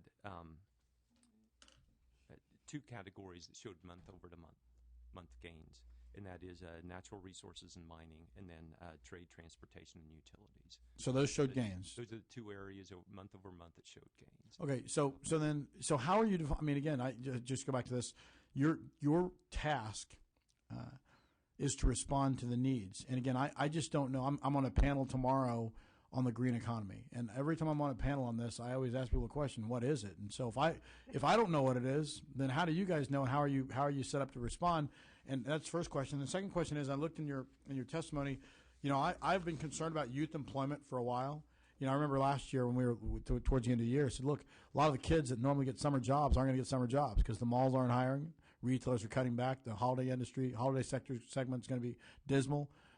It says you guys allocate money to these three areas, dislocated workers and youth. Are you, with all the focus on the green economy, are you looking at putting money in schools to train for the new green economy? I don't understand how that piece works. Okay, there's a lot there. So if I leave out one of the questions, okay, bring me back to it. We receive three separate funding streams from the U.S. Department of Labor for job training purposes. One of them goes to serve adults in general. Another goes to serve what we call dislocated workers who have been laid off. And then the third is youth. So we have set defined amounts of money that we focus on those areas. Within those, the governor has some discretionary dollars. And those dollars in California, we almost exclusively compete out to organizations that include local workforce investment boards, community colleges, generally organized labor, and always the business community. And we almost always require matching dollars to help in the sustainability of those projects when the government funds go away. But those dollars, we have a category called high growth, high wage jobs. And we contribute a significant amount of our green investment money in that category. And that's where the link to the employer is critical. I mean, there is, right now there has been this struggle to define green jobs. Mm-hmm. And the more we look at it and the more the Green Collar Jobs Council has struggled with that, it's more clear that it's more like technology than it is anything else. Sure. And that there used to be more of a kind of a separate thing people thought about as far as technology. But as that's progressed, every job is a technology job. Almost everyone has to be able to use computers, for example. And we're seeing the same with green. I mean, there may be some specific green manufacturing, solar panel installing, some things you can really think about green jobs. But there are also welders within some of the companies that produce mass transit cars. That's also a green job as well, but it's certainly not what we've traditionally thought of as a green occupation. Yeah, and I think the definition expands based on how you want to tie it to it, But I guess, Jimmy, what I'm concerned about and I want to know is Kyocera recently expanded their solar panel plant down in Baja, and I can't imagine that there's a skilled workforce. There's a workforce available down in Baja for solar panels, but not necessarily a skilled workforce. So my question on the green job stuff is, it appears if you have money set aside because it's a high tech aspect, when we talk about economic development, I was having this conversation with Nathan Fletcher. He said we should be doing everything we can to lure people who want to build turbines, who want to build anything they can that's green related. You can buy gadgets now. Marilyn can buy a gadget that she plugs into the socket that shuts off the power for that socket and saves her money on electricity, and she's greener because she's reduced her carbon footprint. But are we getting to that level now where we can start to look at companies that are doing that and say, look, we'll train this workforce so you can expand or build your operation here, and your workforce that you need to do that is here. I mean, it's hard for us to talk about economic development around green. We know what companies are doing. I mean, it's not just solar panels and it's not just wind turbines. It's a bunch of other things. But are you equipped to make those adjustments and say, look, I can go into San Bernardino right now and train 2,000 people to build X widget. The new wind technology looks like a little egg beater. You put it on the side of a house and it generates power. Can you train people to build those? I mean, are you adjusted quick? Can you adjust that quickly? Let me say two things to your question. The first one is we're trying to get smarter every day on it. We're working with our Labor Market Information Division within the Employment Development Department. Right now, they're in the process of surveying 51,000 employers in California about their green job activities, their hiring practices, what skills they're looking for, and where they hope to be in the future. So we're trying to get that information and get smarter about it every day. If we knew everything that there is to know today, we would be out of date tomorrow. It's an industry and it's an activity that's moving very quickly. The other thing I would mention is here's what we do. When we put out our job training grant solicitations, we require employer involvement in a workforce system that's going to commit to a hiring level of at least, almost always 80% or better. So when they come to us and say, we need this training money because we have the employer connection, we have the need, we have the available workforce, and if you give us the funds, we're going to commit to, sometimes it's 75%, but roughly higher 70s hiring rate of these people who get the training. And that, by the way, is roughly our performance measure from the U.S. Department of Labor, is how we arrive at that number. So I feel, there may be more that we can do, but when we have that commitment with the employer that commits to hiring, I feel like we're in very solid ground to commit the grant funds. Yeah. Well, that's where the employer is critical. They need to, when we ask for these proposals, they need to be able to say, this is the skill set specifically that we need. And we don't want people to come back and say, oh, yeah, we'll just get together and we'll figure something out and we'll do training. I mean, they tell us specifically what they're going to be training for. And if they can get the employer commit to hiring, we feel like that's a significant grounds for investment. I can't wait to hear your thoughts on ATP.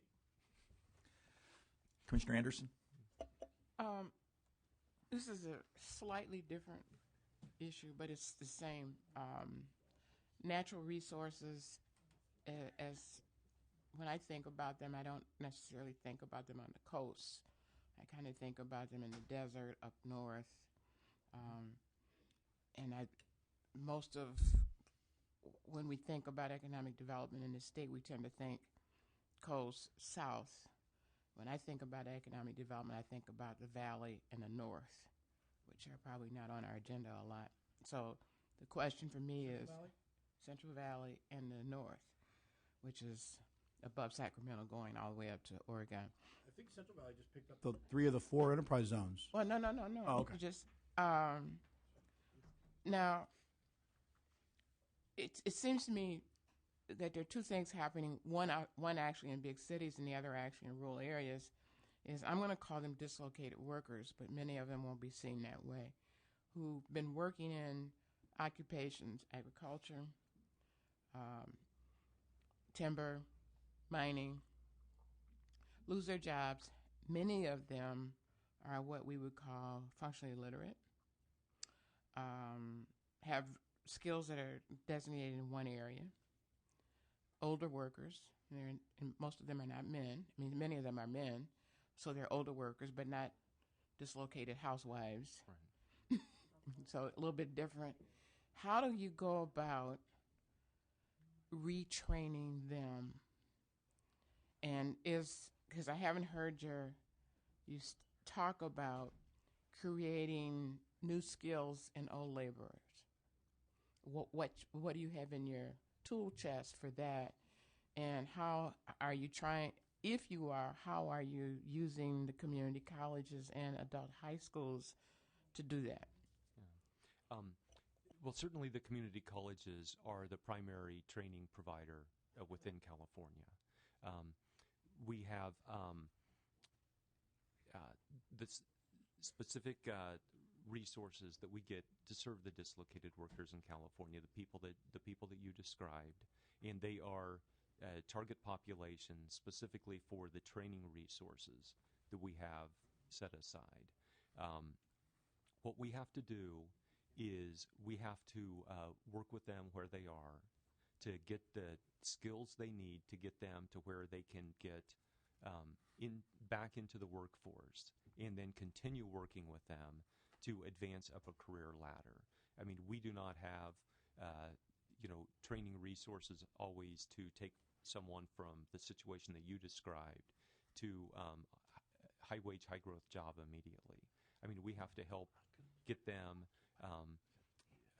work experience back into the job market, update their skills, then find out where they are, evaluate them again, follow up with them, and then try to help them advance up that career ladder. Also, once they get back into the workforce and they can show that they're a quality worker, the employers are also more likely to help invest as well, and that's where other programs, I know Mitch wants to get back to ETP, programs like ETP can step in and come alongside us, and we don't have to do it all through Workforce Investment Act dollars. How does an unemployed head of household, once they go into training, don't they lose their unemployment compensation? So how do they do this? Okay, we're in a situation now where people can receive unemployment insurance benefits and be in training. So that's it as a result of the economic situation. Yeah. I'm sensing that leads us to ETP. I guess so. Okay. Mitch, I have good news and in some ways some discouraging news. The good news is that a person who receives training through ETP and stays on the job for 90 days, there is no obligation for the employer to pay that back. If they leave before 90 days, we actually have a way of tracking that employee. And as long as they can still show that they achieve the wage gains that are part of the ETP contract, then the employer is also not under a responsibility to pay us back. That's the great news. I think what's discouraging, and this is part of the whole discussion that you had earlier, we have so many resources in California that we still aren't able to get the word out about, how they work, how they can help employers.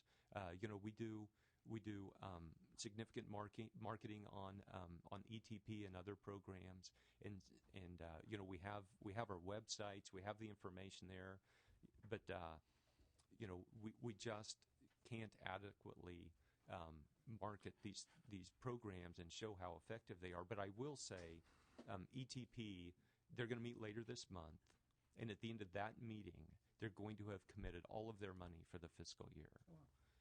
They have. Sorry, I don't want to misquote the statistics, but at the end of this meeting, they're going to have close to $20 million in projects just on the table in the final stages of development that they're not going to be able to fund. And they're going to have another $60 million in the early stages of development that there isn't going to be money to fund. So, it's a great program. I mean, I'm sure there are things that can be done better. There always are. But there's great demand for it, and it's still one of the best economic development attraction tools that we have in California. Great changes. With all these disparate resources that you describe, would you support, and what would be impediments to consolidating a lot of those resources behind broader objectives rather than sort of the narrow objectives that tend to come along with these multiple silo types of things that are created by various pieces of legislation and federal mandates and the like? Yeah, let me mention a couple of things on that. One of the things I was going to get to later is we're actually in the process of signing an MOU with the Business Transportation and Housing Agency, and that's going to be effective November 1st, where we will be transferring CalBiz over to the Business Transportation and Housing Agency. So if there are ways that we think that we can do things more effectively within government, I mean, we're more than happy to do that where possible. I mean, the other part of your question, though, is there's still that line of the Workforce Investment Act funds having very specific requirements around them. They're not going to be ever economic development funds, but we can do a lot to assist in economic development with how we invest those funds. So, are we willing to be as flexible as we can? We certainly try to be. We try to be open-minded. We try to look at new ways of doing business through the sector strategy approach. We're trying to find new ways of attacking problems and bringing more resources to bear. But there is still requirements for how the money's spent. They have to go to benefit Workforce Investment Act enrolled participants. And there's always going to be that tension within our system. Are there legislative fixes to some of that, or is that just they're going to have there would have to be federal, and good luck with that. No, that's something that the Workforce Investment Act passed in 1998. We've seen it reauthorized once. It's been long overdue. It's been a great struggle. No Congress has been willing to take it on, and we're hopeful that at the beginning of the next Congress, it's going to be an issue that people are willing to take on. We would love to work with you in any way to talk about some of the challenges that we experience at the Labor and Workforce Development Agency. And I know we have representatives here of some of the local areas. I know they're going to have some great input on things that could be done better. If that were a role the commission wanted to take on, that would be greatly welcome. Yeah, I mean, the feds are a little outside our jurisdiction, but it's never stopped us before from giving them a few ideas. I think Commissioner Kay had a question. Thanks. Good morning. Where's the money going to come from for the CalBiz when it goes over to BT&H? We have the position. There is no set-aside funding for CalBiz. We have the positions within our agency. Right. I mean, there's a $500,000 budget to fund the positions, I should say, and that is, we've funded those positions within our agency. BT&H, part of this transition process is helping them identify where the position funding is going to come from to put permanent funding behind those positions and to help make the positions more permanent, which is a problem that we've had within our agency in attracting and retaining staff. I'll leave that to BT&H to identify exactly where the positions are coming. Are you going to seek a statute to change that? I'm sorry? Okay. Are they going to do a BCP to? We will. Right. Okay. Right. This is going to be part of the normal budget process. Okay, so you're going to start it with an MOU in November, and then you're going to propose in the January budget a BCP to change it. And thank you, and it'll be effective the beginning of the next fiscal year. Okay, thanks. Could you share that MOU with our staff once that's available? Absolutely. Thank you. You'll take care of that. You bet. Then my second question is kind of inspired from the earlier discussion that we had with Team California. Who do you, meaning the administration, identify as the chief economic development official in the state? As part of the administration, my authority is the governor. Is that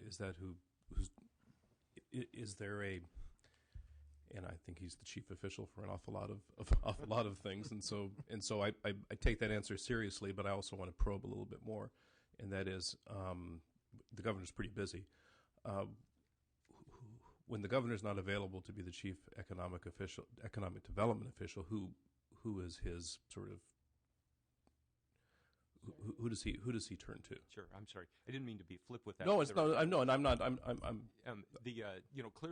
Clearly he's the chief elected official of California, and the governor paints the direction for the state agencies, and there is a cabinet secretary beneath him, and there are individual cabinet secretaries that oversee our agencies. What's been really critical for us is when we can have a close working relationship with the other agencies, and we have a vision from certainly the secretary level, as we had through the partnership that was created, and then at the staff level, that helps us see what we need to do day by day, because hopefully we can be very effective in our jobs at the staff level as well, knowing what our targets are and where we're headed. So certainly the governor doesn't have time to provide day-to-day direction, and frankly, neither do the cabinet secretaries. They have so many different responsibilities that they have to oversee.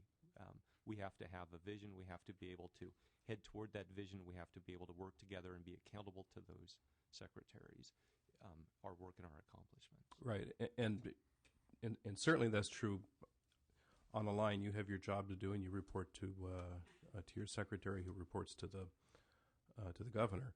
But I'm wondering, sort of horizontally, is there somebody besides the governor who is considered formally or informally the top dog when it comes to economic development policy and strategy and activities in the state? Well, I mean, business, transportation, and housing has been given that responsibility for the state. Okay. I struggle because Brian McGowan, the deputy secretary, you obviously have the just left his position. I'm sorry, I didn't finish my thought. Mm-hmm. Just left his position, so that position is vacant right now. But obviously, the Secretary of Business, Transportation, and Housing, as you would look at the governor's administration, has that. So within the administration, that position is considered the chief economic development official,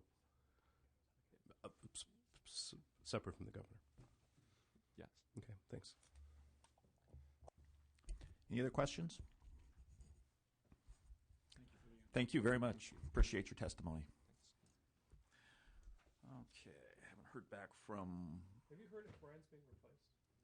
He has not. That's why I was struggling to give you. But have you heard informally if they're looking for somebody?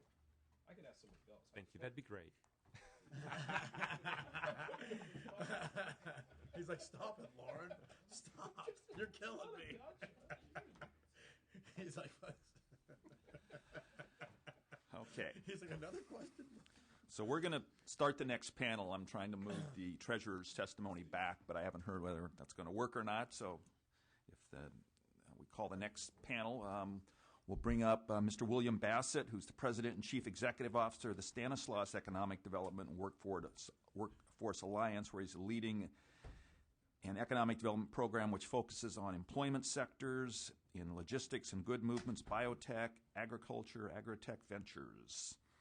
And then we'll also have Mr. Bruce Stensley.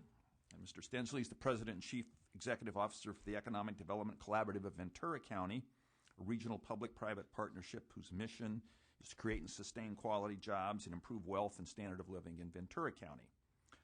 So thank you, both of you, for attending, and we'll start with Mr. Bassett, and then move on to Mr. Stensley, and you've seen us work here, so you may get interrupted, but we'll get a good free flow going. So, Mr. Bassett, if you could start with your testimony, please. Sure. Thank you very much. It's an honor to be able to come in front of you and speak about a business that I've been involved with for 28 years, economic development. and also to talk about the organization that I am fortunate enough to be overseeing, in that it is a very unique organization that has combined workforce development and economic development under one organization, one board, and one CEO. I'm a little bit different, perhaps, than many of the people that have testified in front of you in the past and will in the future. I'm not from California. I'm here because I was recruited to come here. I probably won't live here after I finish the job that I have, and so I hope that I'm bringing a degree of objectivity to this that perhaps some of the others haven't been able to see. I haven't been offered much Kool-Aid, and so I haven't drank much Kool-Aid. So you're going to see perhaps some different perspective here. I think the lack of direction in economic development in California is pathetic. When I look at the state, and you've heard people talk about comparing it to a nation, and truly, if you look at the gross domestic product, I think we're still ranking 8th or something like that. I can't fathom that Germany or Italy or France, the countries that we compete with on that ranking, would have 4 people involved in economic development. 4 people. That's just beyond comprehension. It indicates to me that the policymakers in Sacramento just don't get it. And I think some areas of the state are doing an excellent job. Some of the area, and that's out of necessity. But overall, as a state, we're getting no help from the state in regards to direction, support, marketing, or what have you. You've heard in previous testimony at the hearing and already this morning again about the need for a comprehensive strategic plan. That strategic plan has to go beyond just the traditional concepts of economic development. It has to include, of course, marketing and attraction. It has to include the tax and regulatory environment for business. It has to talk about entrepreneurial development and what are the seeds to allow that to happen. You have to talk about international trade. We have to talk about travel and tourism. All of these things are fundamental to a policy and a strategic direction that the state must embrace if we're going to be competitive. We heard earlier about messaging and the effort that's being put into messaging. Many states have made the mistake that they come up with Virginia's for lovers or whatever it's going to be. There has to be substance behind the message. It cannot just be a message. There has to be something underneath that. And all of this policy direction has to emanate toward and become very, very fundamentally focused on education. I don't care what country you're in. I've spent 28 years in economic development traveling the world. I worked in 24 countries and 5 different states, and I can tell you that no matter where you are in this world, companies are concerned about labor. They're concerned about the availability, they're concerned about the cost, and they're concerned about the skill sets that labor possesses. And when you start looking at the education levels of this state, in a previous life I was a school administrator, and going through my master's and doctorate degree I was very fascinated by California. It ranked number 1. It was the envy of the world in terms of educational prowess and innovation and so forth. And now we rank anywhere from 45th to 50th in almost every rating pool that you can come up with.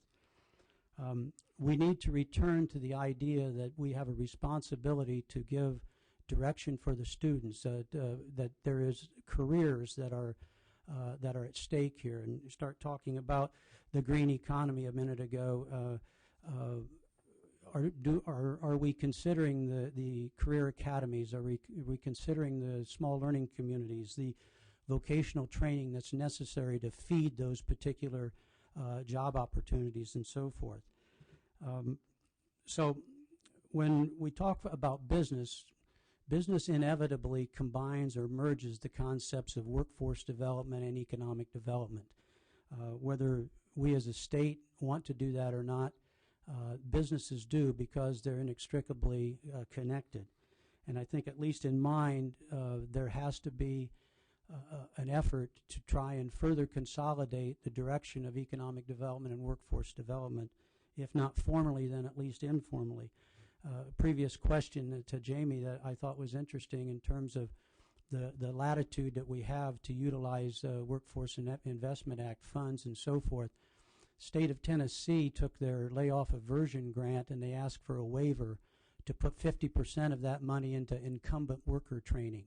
Instead of going and doing other things, they're trying to be creative and come up with ways that can assist existing businesses.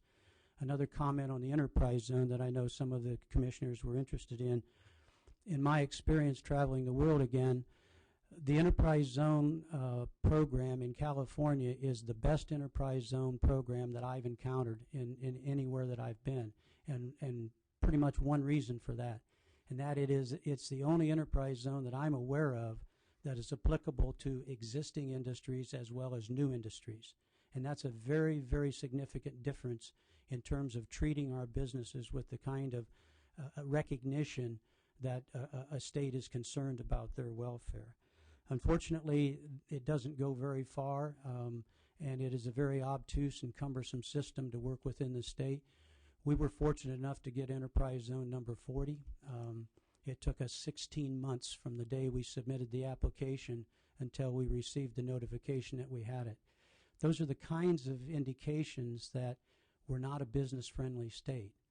And so I urge the development of a strategic plan that is all-encompassing, that does bring workforce development into that element of economic development in every way possible. Is one organization at the state the answer? Maybe not. But I think that the direction of both of those initiatives have to be so integrated and so interrelated that it is a seamless operation. And I think that the organization that we have put together is an example of how that can work at the local level.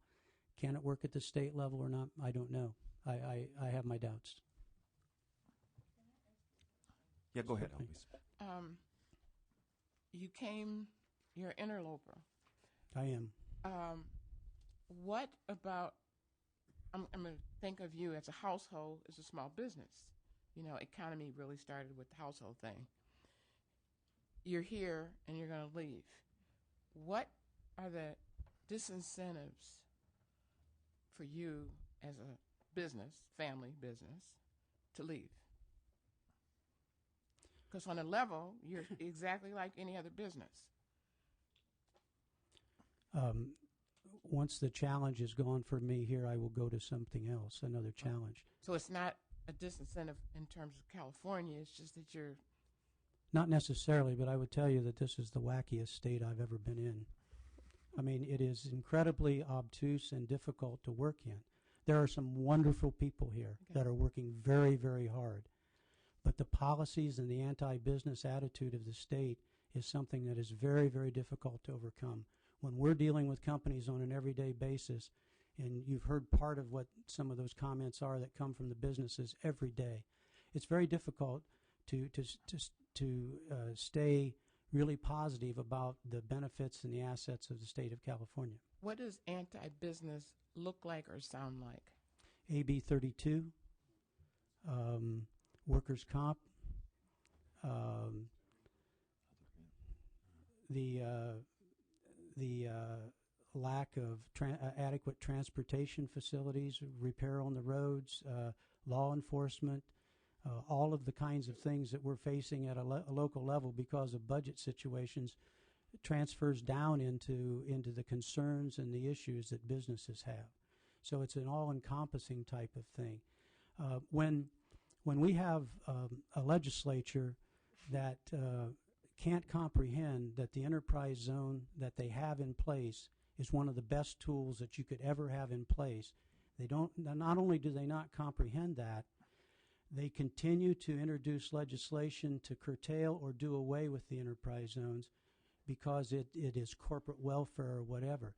Well, the mere fact that I hope that never is a bill is never passed to eliminate them, but the mere fact from a business perspective that you see your legislature trying to take away one of the things that makes it feasible and possible for a company to operate in some degree of profitability in a state sends a pretty clear message that they don't care about you. Thank you. Mr. Stensley? Good morning. Bruce Stensley, the President of the Economic Development Collaborative in Ventura County, and thank you, Mr. Chairman, Commissioners, and staff for having us here today. Who we are in Ventura County is a public-private partnership. Our board of directors includes a city council member from each of the 10 cities, 2 members of the county board, and about 18 private sector leaders.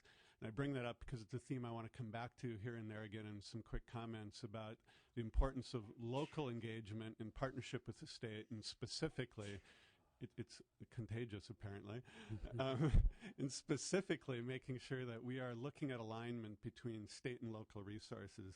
My experience, just to go there for a moment, is more like 20 years in workforce development and only a couple in economic development, so I'll have a certain bias and interest to talk about that aspect. But transitioning into economic development has been a very easy thing, to the degree to which that, as we all know today, or we should be aware of today, that business competitiveness is almost entirely tied to the skills of the workforce. So just to kind of go off message for a moment, someone earlier asked for a report back on the retreat of investments in California in economic development, and I would really encourage you to include on that the cuts to K-12 education, the cuts to the community colleges, the cuts to the Cal State, the cuts to the UC system, because California's competitiveness is primarily around the skills of the workforce, and we're hacking away at that very core of our competitiveness. Now, the quick comments I want to make, I want to try and straddle a couple of things. We've had prior panels, and Mr. Bassett talk about big strategy things, which I agree with, but I'm going to try and talk a little bit about a couple of tactics relative to trying to move some of those strategies in ways that really help align state and local resources and take advantage of some of the private sector power in local communities that can help drive policy. And those 5 areas of recommendation, I think I outline them in my comments that were submitted to you. The first is the degree to which the workforce system and the economic development system in general in California is not adequately invested in business retention and layoff aversion. It's become much more prevalent in current situation when, of course, we've got thousands of jobs lost and 12% unemployment. But this shouldn't just be a down economy strategy. We should be looking to use our workforce resources in particular in working on layoff aversion and business retention. And I'd go into the weeds a little bit and even suggest some tactics relative to that. Currently, there are no state resources that are allocated out of its discretionary money to local areas to help fund layoff aversion activities. And in my written comments, I suggest a means of doing that would be for the state to allocate a chunk of its, maybe it'd only be $2 to $3 million of its discretionary monies that locals could access only if they put their money in first, which is a strategy that I would like to emphasize, is that as the state is making extraordinary progress that Jamie's mentioned and Barbara Halsey, the director of the CWIB, could tell you about, they're moving incredibly toward thinking about business retention and layoff aversion, and especially on industry sector strategies, which I'll come to in a moment, but using the state's resources to incentivize and drive local investment in a way that makes systemic change in the ways that local invests and do it in partnership with the state. So one area, again, just to beat that over the head, is investing in layoff aversion, keeping the businesses, keeping the employees we have employed and the businesses we have attended to, and using workforce resources to do that. Secondly, the degree to which the state is, I think, still underinvested in the industry sector strategies that I think are starting to move in a powerful way, and Jamie probably could have gone on longer about them, and I'm extremely happy in the direction the state is going. But our observation as a local is that not enough locals are finding a way to use their money. So the Workforce Investment Act allocates formula money out to all the local areas, and there are a handful of places in California that are looking at investing in demand-driven training. And when I emphasize working with businesses and doing demand-driven sector-based training, it's not to be throwing resources at business, but to be looking at business as a co-investor in making sure that we're investing in training, that workers can get access to the skills that'll pay real wages and get them real jobs and benefits. So it's still an employee, a workforce strategy, but finding a way to tie those investments. And again, I would suggest a strategy that would say, not the state pool all of its resources that it's very creatively finding from the Energy Department and the Workforce Investment Act and whatever, and then allocating them out to locals, but insisting that locals put their money in first to invest in ways that would allow them to draw down state money. That would sort of catalyze and incentivize systemic change in the workforce system statewide to really thinking about using the resources, the economic strategy panel and others, on what are the industry clusters of opportunity around the state. Third, ETP, I can't let that one go. And I was reminded of an old joke, if you'd forgive me for bringing it up. It's from my friends in human resources, and the question was always, the anxious HR manager says, what if I invest in all this training for my workers and they leave? And the answer and the comeback, of course, is what if you don't and they stay? And if ETP is investing or incentivizing the latter side of that equation, I'm glad to hear from Jamie that it's not. But I think the huge and important message about ETP is it is a premier strategy for doing business-invested training. And you're right, it's probably not as effectively marketed as it could be, but the reality is it's marketed well enough today that we're going to be 4 months into the fiscal year and the money is going to be gone. And worse yet, 20 million, almost 25% or maybe more of that fund was taken and thrown at a completely different program before it was moved to the CalWorks program. It's being invested in worker training on that side, and I don't want to begrudge the investments that we're making on the workforce investment side, investment in worker supply and worker skills. But this is the one resource California has that's dedicated to working directly with business, investing in the demand side of training, and we're picking that off to go in the other direction. We need to think more holistically about labor supply and demand and not be robbing our demand-based resources just to throw in the other direction. We should still have $20 million more in ETP, and we don't have it. How do you take money that you've taken from employers that you specifically says going to be used to train their workforce and give it to a whole different program? Legislature in its Budget Act has done that for the last several years in a row, and I don't know how they do it. I just know that they have. Mr. Bassett, I had a couple of questions I wanted to ask you about your testimony. I found it interesting and provocative, but one of the things you say is eliminate the bureaucratic mentality of state administration. Expand on that for me, what you mean. Because, I've read a lot of the testimony, and a lot of this effort seems to be sort of internally focused on our processes and not in our inputs, and not particularly focused on our outputs.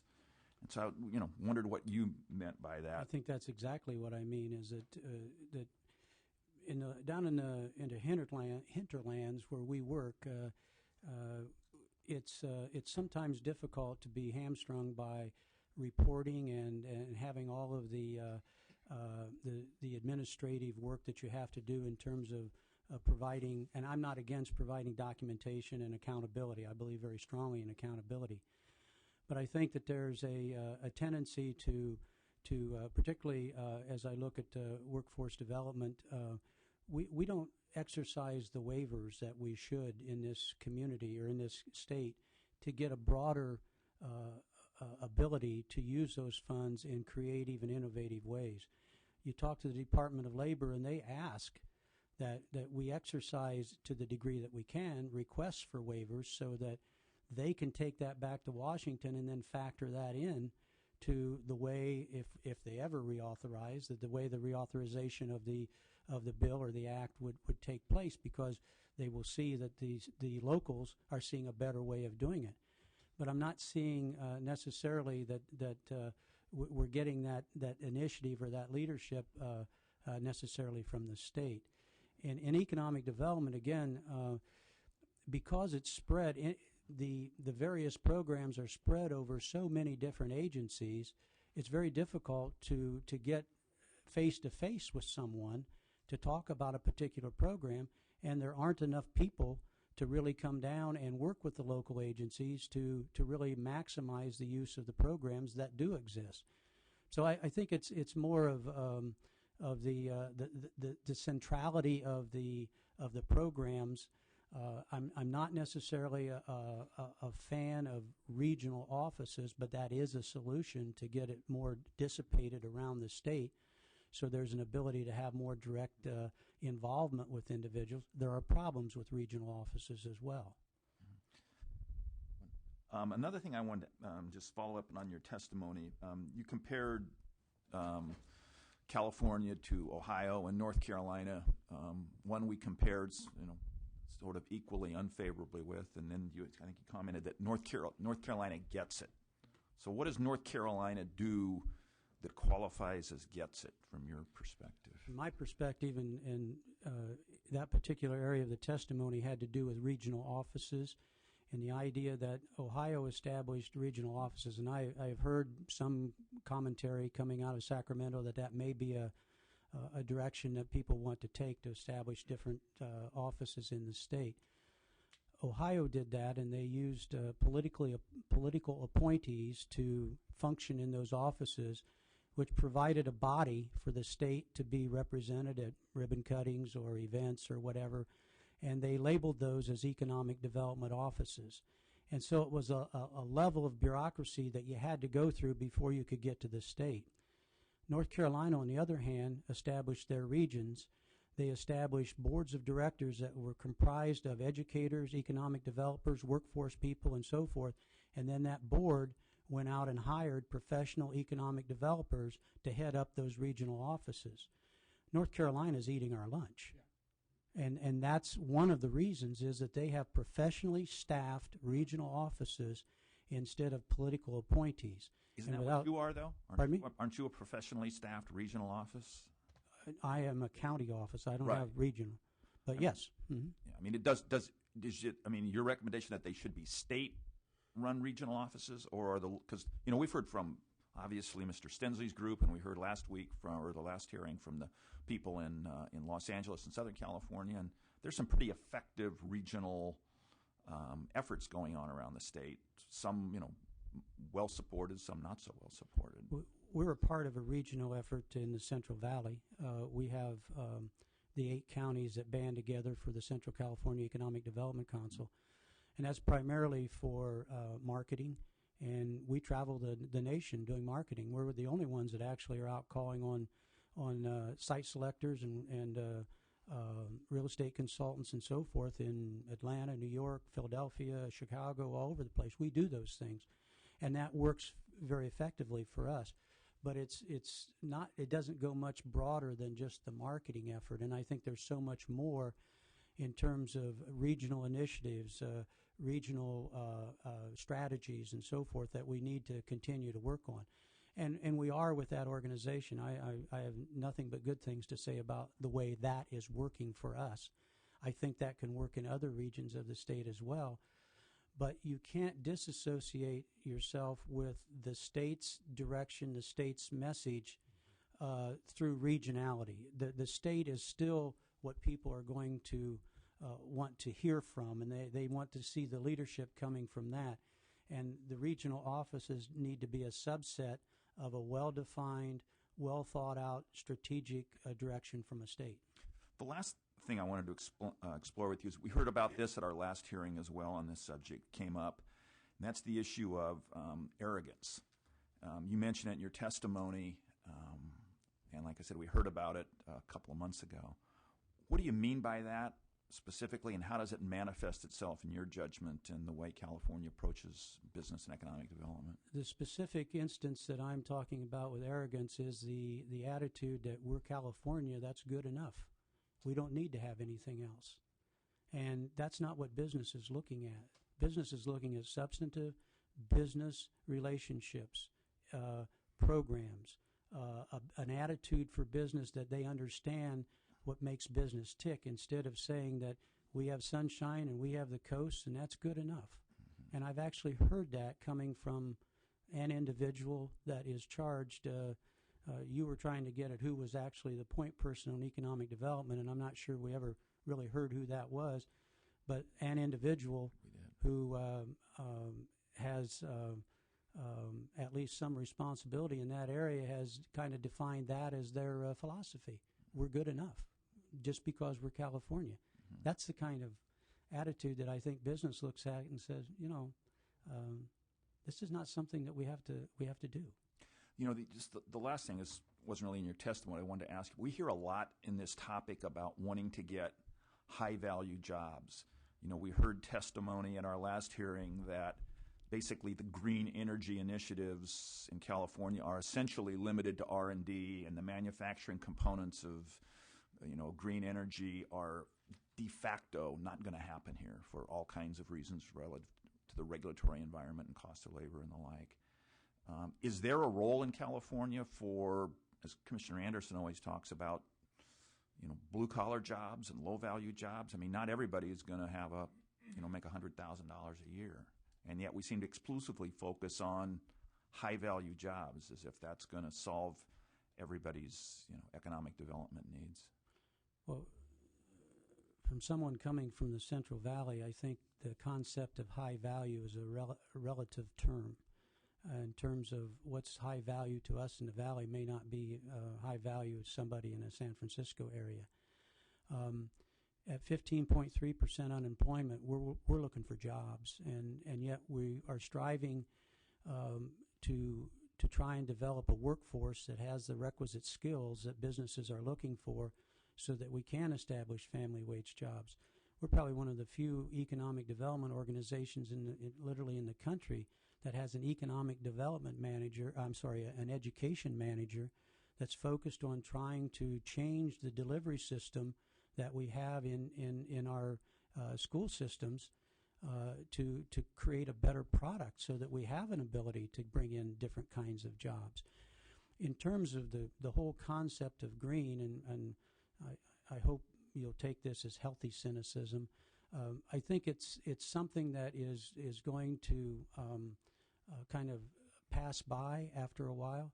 There are certain elements of renewable energy that we're kind of considering green and so forth, but the definitions of green jobs are probably the greatest detriment to incorporating any of that because of the fallacy in terms of how people calculate jobs. Today you're a roofer, tomorrow you put solar panels on a roof, and now you're a green job. And the paymaster who used to pay you as a roofer and now pays you as a roofer that does solar panels is now a green job. That's part of the fallacy of that. And so if you really want to drill down and get to those tech jobs, the ones where you really have the R&D and the things associated with green, yes, I think there is a role for us in this particular area. But I think the state here needs to recognize that there has to be some consideration for tax credits for the R&D that has to occur with the development of those things. In our particular county, I'm getting pressure to we could do wind turbines, and let's train people to do turbine maintenance and so forth. I don't have any wind turbines in my county, so if I train them for that, they're going to move to the coast. There's so much regional circumstantial conditions relative to these things that I think it's very difficult to, and because of the complexity of California, to paint the state with one brush. I don't think you can do that. Let me recognize Commissioner Schwartz and then Commissioner Mitchell, and then the treasurer's joined us, so we'll try to wrap this up in the next 5 to 7 minutes or so, if that'll work for you guys. Okay? One of our largest employers in the state, housed in my backyard in Los Angeles, its headquarters is Northrop Grumman. It is the largest employer in the state of Mississippi. It has huge facilities in Pascagoula. It is also the largest employer in the state of Louisiana. It has huge facilities in Lake Charles. Now, last time I checked the leaders in education, K through 12, Louisiana and Mississippi weren't number one or number two. They're probably bunched in the lower quartile, just as California has. So I have to assume that it isn't because those two states are leaders in education and workforce development that Northrop Grumman went there. And so the question I'm asking is, why did these two states succeed in drawing a significant amount of business and work from a California homegrown company? And what can we learn from that? Let me give an analogy to that from my experience. I worked for 6 years in southeast Michigan with the automobile industry. And as we were going around the world trying to encourage people to locate in southeast Michigan for the automobile industry, we recognized that we were never going to compete on manufacturing. We couldn't because of labor cost. But we could compete on bringing in the offices for R&D, design, testing, those kinds of things. So we were successful in bringing those kinds of businesses into our state. but we could not get the manufacturing because of the giveaway programs that the other states employed. And I say giveaway from the standpoint of incentives. As an example, Alabama provided, I think it was nearly $225,000 for every job that Mercedes brought in, and BMW, I think it was $126,000 for every job that they brought in. We don't do those things here. And so the manufacturing aspect of those kinds of operations are going to go where they're encouraged to go by virtue of incentives and the fact that it's strictly manufacturing.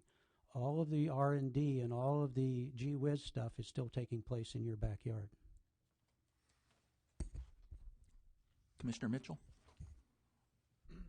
I want to first concur with you about the arrogance. I think that we've taken the sunshine factor and the coast for granted for far too long, and it is hurting the state of California. And we also, I think one of the things we always value is the cluster of information around universities and particular industries. My question for you, one of you mentioned in your testimony that we should benchmark best practices on economic development, and but if you look at North Carolina, if you look at a couple of states in particular that we're struggling with, realistically, does it make more sense that you're right, we can't compete with some of the giveaway aspects, but shouldn't we be looking at, if you start talking about creating a roadmap that maybe in the Central Valley, I work with Paul Saldana. You guys remember the Guardian Glass story, how we all jumped up to save Guardian Glass, where we create these zones, and within these zones, within the Central Valley, for instance, you really you create a specific focus of what you're trying to attract, and maybe within those zones you do. Is it fair to think about you look at some of those creative, not giveaways, but enticements that the other states use within those zones? Would that be a benefit within the Central Valley and within both your areas? I know obviously Michelle Pettit and I have had a number of conversations about Ventura, but would that be a value to you? Well, let me go first, and Bruce. I think that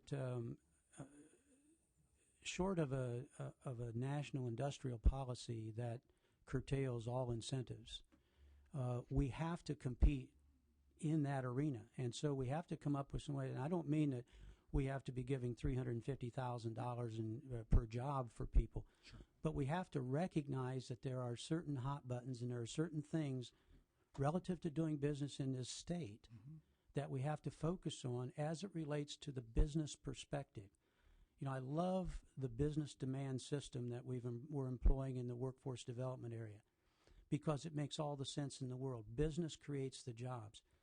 As the legislature stays in Sacramento and worries and, I guess, attempts to try and fix the budget problems and so forth, they're missing the connection that a strong business community is the solution to the problem because of the job creation and the corresponding taxes and so forth. Yeah. So we have to change the mentality and the attitude of how the state views business. Instead of it being a target for any kind of additional tax, or we're going to clamp down on this and we're going to Air Resources Board, we're going to clamp down on you and we're going to get a lot more money so we can regulate some more. Those are the kinds of things that drive businesses crazy. And so we don't have to employ giveaway programs, but we have to have a mentality that allows businesses to feel that there's somebody on their side up here instead of it's always out to get them. Just looking at the existing incentive program that you have there, I just go back literally and think about the enterprise zones. Those are not a huge giveaway. They're an investment in workforce, an expansion of that strategy, which doesn't give away the farm. It's not those millions of dollars or hundreds of thousands of dollars by employee, but it's actually thinking in an integrated workforce economic development way to incentivize the investment and the training of local workers. I know you want to move on, but I just got to throw one comment out and I'll leave it alone. The question about high-value jobs a moment ago, I think it's important to do some data-driven thinking about that as well. And I'll throw a kudo to the California Workforce Association, the EDGE campaign sitting in the audience. Just recently, in the last day or two, published a document on California's middle jobs. Just thinking about the numbers. In California right now, about 31% of the jobs require a college degree. Nearly 50% of all jobs in California require a 2-year degree or better, or some sort of apprenticeship in training and labor. That's 80% of the labor force in jobs in California. Thinking about what are high-value jobs, those are high-skilled jobs and high-value jobs. It's not marginal. It's 80% of the labor market. It's a workforce alliance in partnership with a group called the EDGE Campaign in California, which is a coalition of the community colleges, the California Workforce Association, and organized labor, and I'm forgetting, I'm sure, several others. And I just have one last question on the green jobs. I agree with you that the definition is moving; it's fluid, and everybody's trying to create a green job out of what has always been a traditional job. But have either of you ever heard of the California Alternative Energy and Advanced Transportation Financing Authority? I know you have, sir. No. Neither of you. Okay. And we're going to hear from Mr. Lockyer about this, but it's interesting. When I was reading the testimony, I was wondering how many people knew about this because it points right at a green job opportunity. It was designed to create, as it's written here, to create a strong industry within California which will create long-term, high-paying manufacturing jobs and produce cars that do not emit greenhouse gases. So, AB 118? I don't know what created it.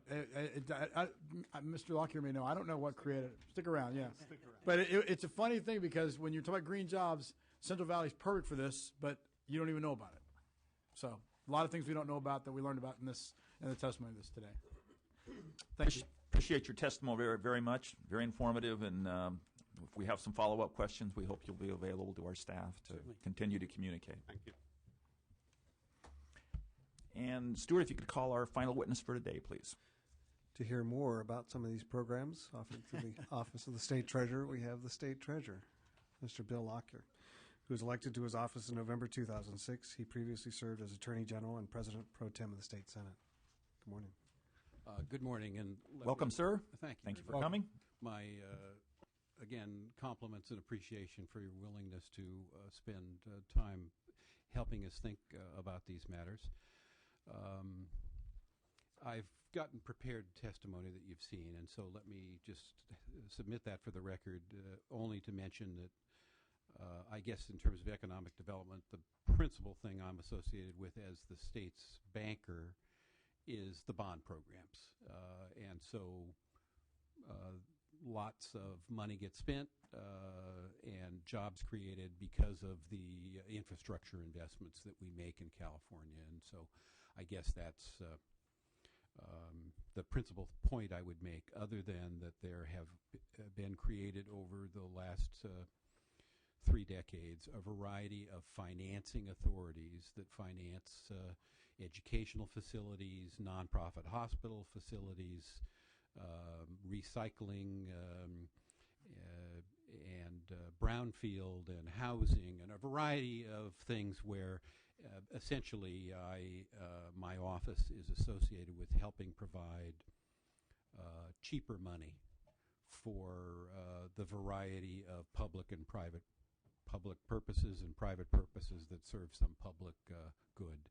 And those are talked about. Now, with respect to CATFA specifically, it's created during the Jess Unruh days when the governor was anxious about trying to get to not have Tesla go to New Mexico or elsewhere. I checked in and said, you know, we have this financing authority that essentially has been dormant for 30 years. And I've been trying to get some people to pay attention enough to breathe some life into it. And we've, in a couple of ways. One is use the existing authority, which needs to be, to have its process contemporized. And I hope we've done that with legislation that finally passed this year that would would avoid various overhead expenses associated with that process that don't need to be done, and to expand its scope in a very parallel way, because we allocate private activity bonds, billions of them, or tax credits for these various publicly desired purposes.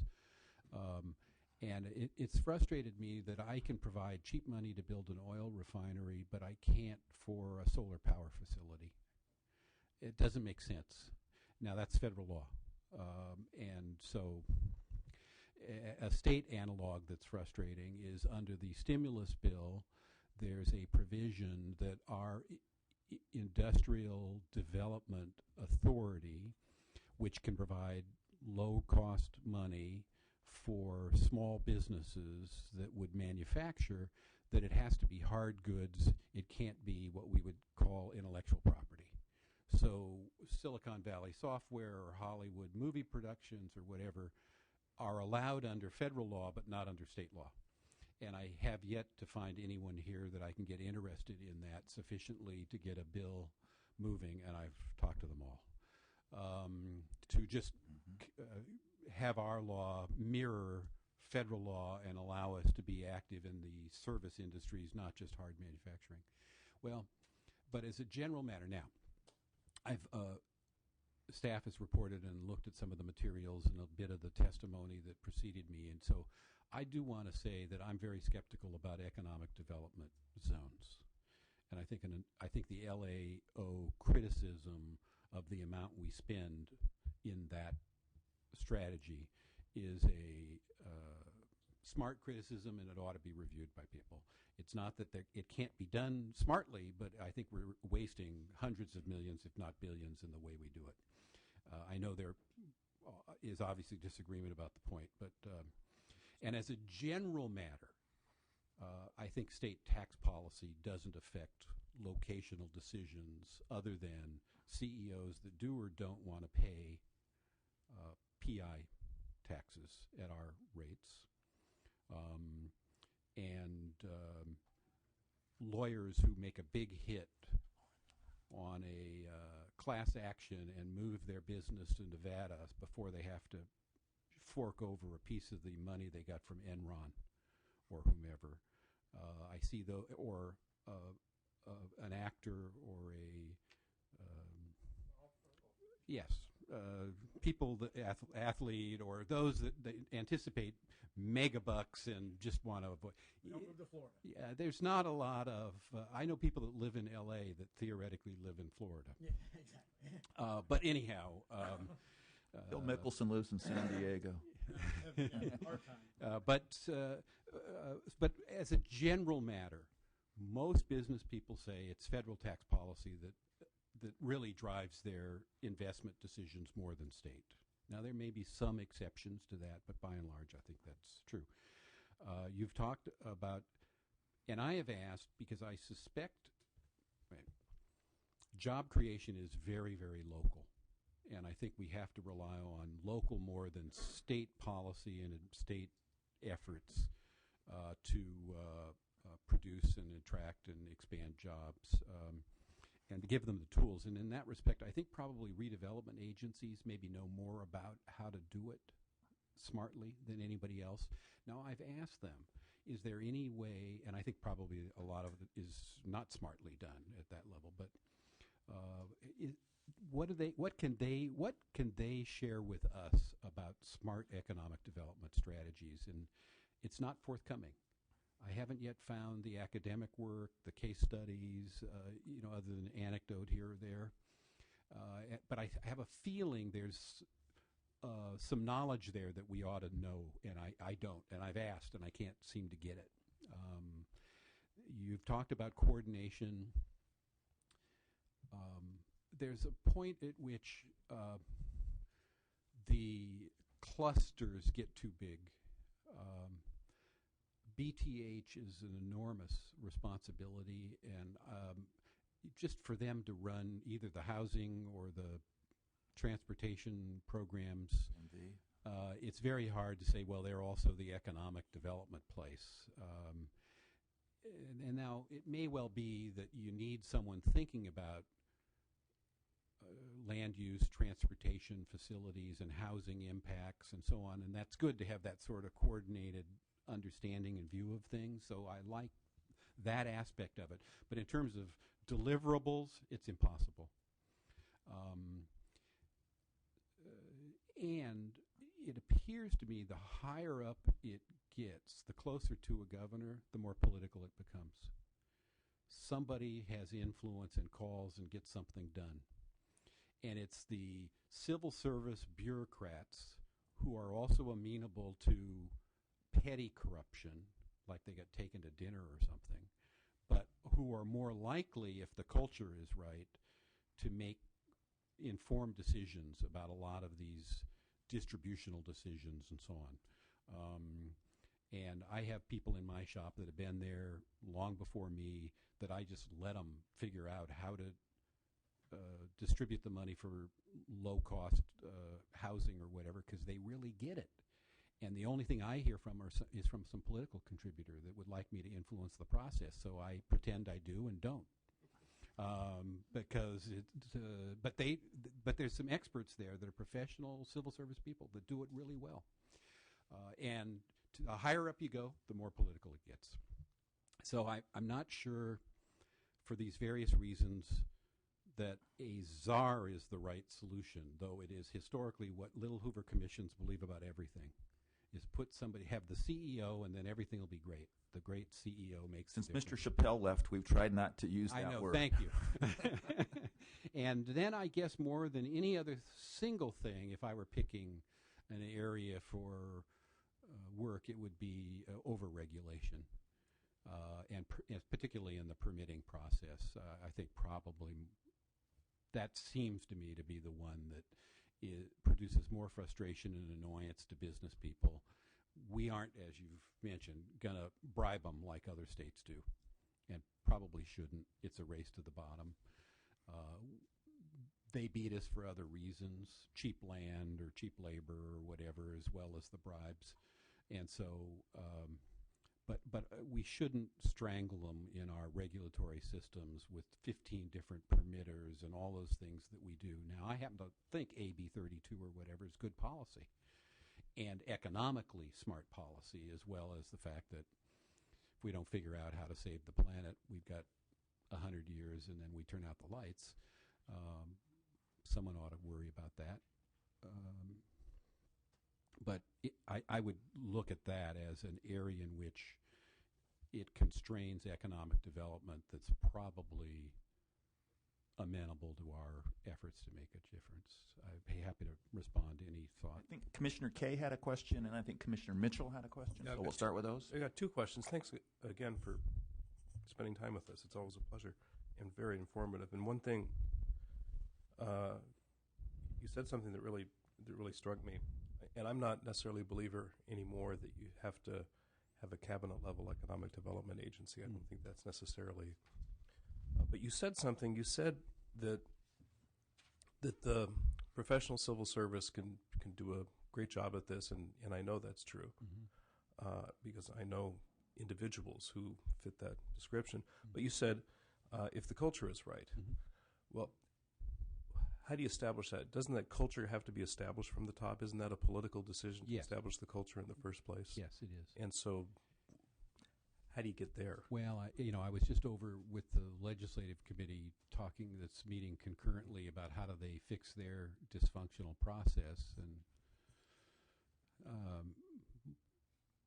other than urging good luck. Other than urging a lot of oversight, which I think they need to do more of and actually understand in the way you do the details of programs, not just have some abstract philosophy and opinion about things, but actually go out. If you're on the committee that deals with EDD, go to an EDD office and talk to people and look at what goes on and the paperwork flow or whatever.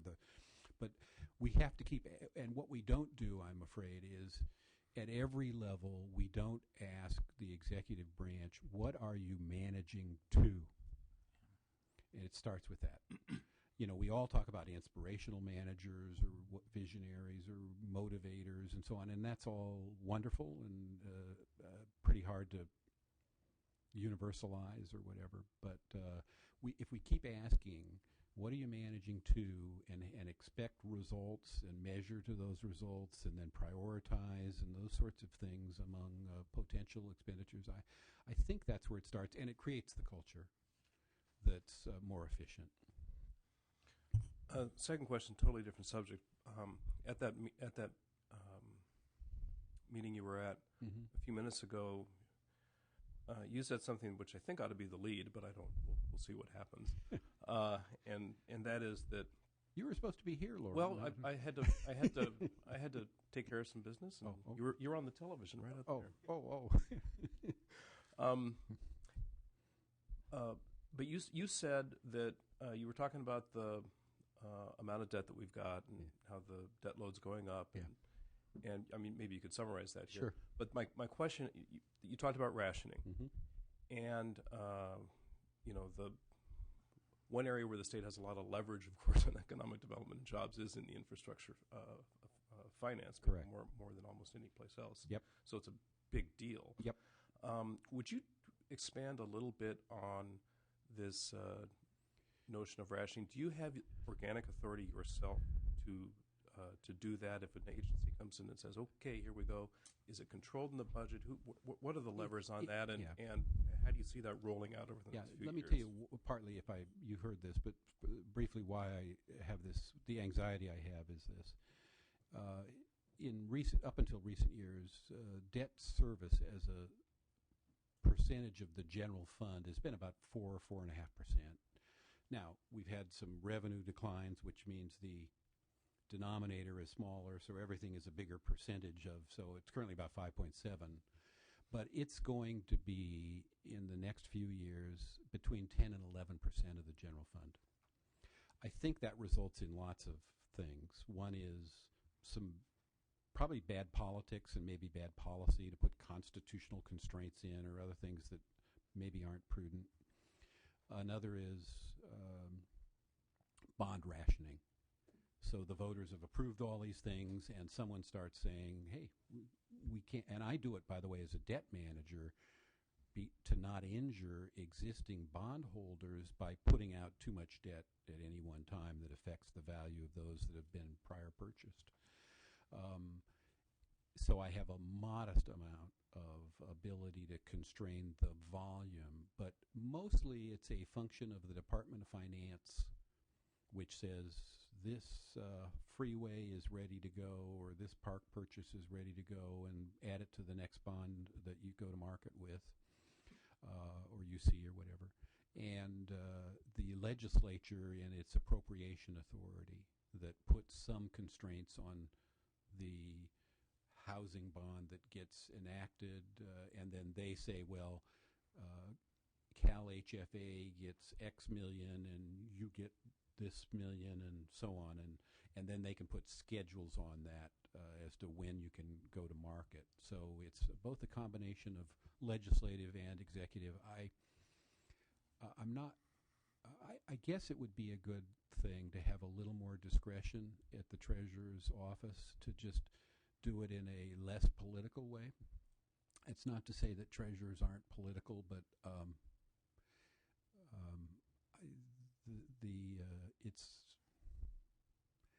it's not very political, frankly, compared to the other places in state government. So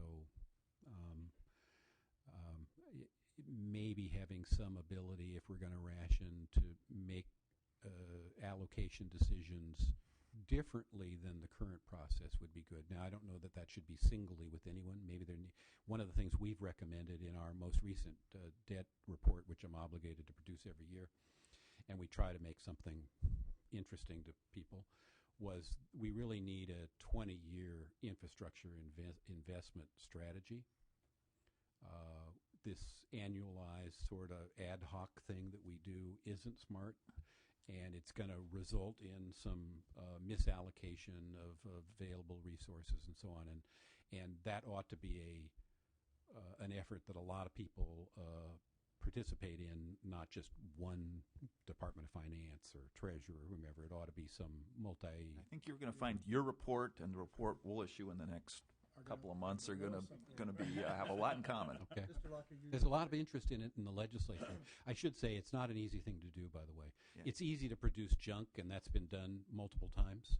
Sort of the plan for, but in the past there have been people that produced the 20-year plan, and it was just junk. And nothing ever came of it. Mr. Lockyer, you described that as a master plan infrastructure. Could you elaborate?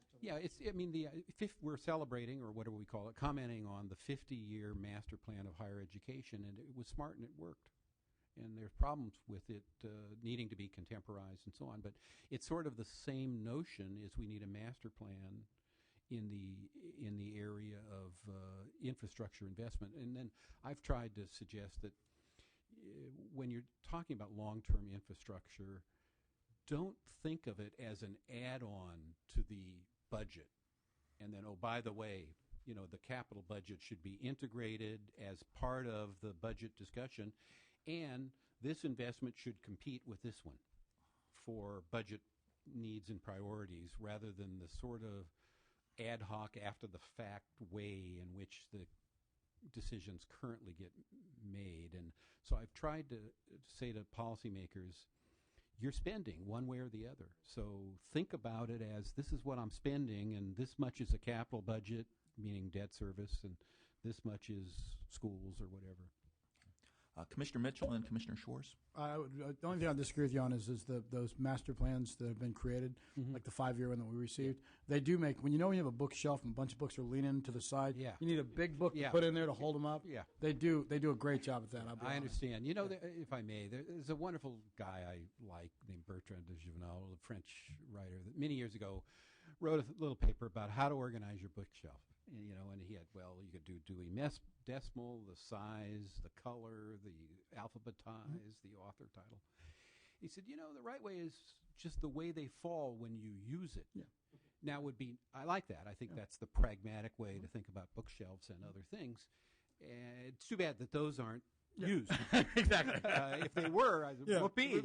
Yeah, and so we got to figure out how to integrate it into the administrative work that goes on, not just be some nice thing somebody thought about. I agree.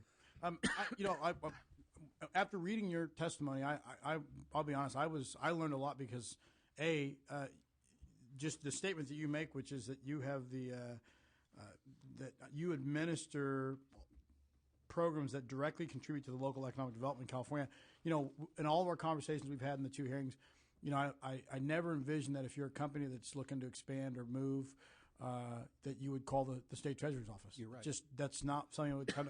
If I was on Jeopardy and that was a question, I'd get it wrong every time. Yeah, we try to do outreach, and increasingly, I'm trying to do outreach to inform people of these mechanisms that are potentially available.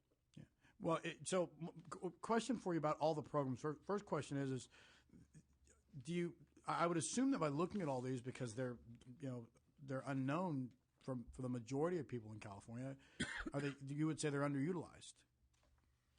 Well, there are some constraints. So, the amount that the federal government allocates to every state for private activity bonds, except for this year where there's a diminution of economic effort generally in capital spending in the private sector, we bump into the ceiling all the time. So we can't do go above, more. sure. Yeah, mostly. There are some segments that we could do more. We could do more industrial development bond, for example. And I don't know that most cities understand the industrial development bond aspect and what it means. And I say that because, and I would wonder about your opinion, is that when you're looking at projects within cities, funding, the financing and the funding always comes up, but I would assume that most cities don't utilize this one positive mechanism very, very, very well or very often. Is that correct? Yes, you're right. I was surprised. 30 years ago, I discovered that California was one of 2 states that didn't allow IDB's financing, and carried the legislation that allowed it.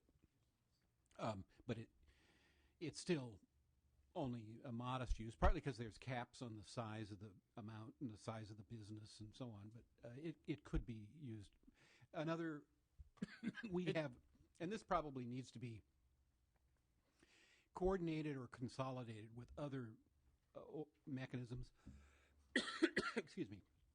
But we have a program, kind of like student loans used to be, where in effect we guaranteed or subsidized the bank that would help finance a small business that wouldn't qualify under existing underwriting criteria. It's kind of like SBA or whatever, except our little niche. And we keep trying to expand that because it's a good program and the risks associated with the bad investments are pretty modest. So there's some things like that that could be done either with us. I sometimes wish there was more coordination among debt issuers. You know, we have the Infrastructure Bank and HFA and us, and while we do sit on each other's boards and things of that sort, everyone has their own. It just may be that it's in our DNA that everybody has their own little kingdom your feet. Yeah, you know, and they don't willingly, you know, give up authority or whatever, including me.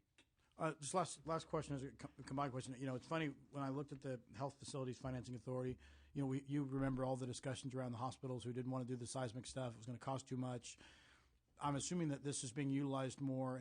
And again, it is economic development. The way you wrote it is, you're right. If you're going to go through these large construction projects to set for seismic retrofitting, it creates jobs. It's a tool that is that when underutilized, or is it? Well, here's what happened, to be candid about this.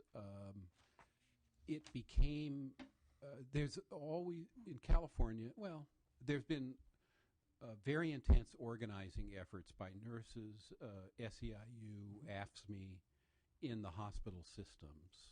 Many of them are non-union or were non-union. And so wherever there would be leverage points, people would show up to try to influence the other decisions that were being made about collective bargaining.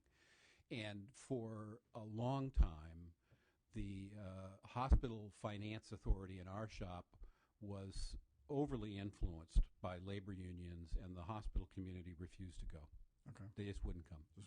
I've changed the policy. Now, you know, I'm a unionist, and I'm sympathetic to their general perspectives, but I'm a banker in this context, and we don't entertain labor disputes with our financing decisions. We're bankers.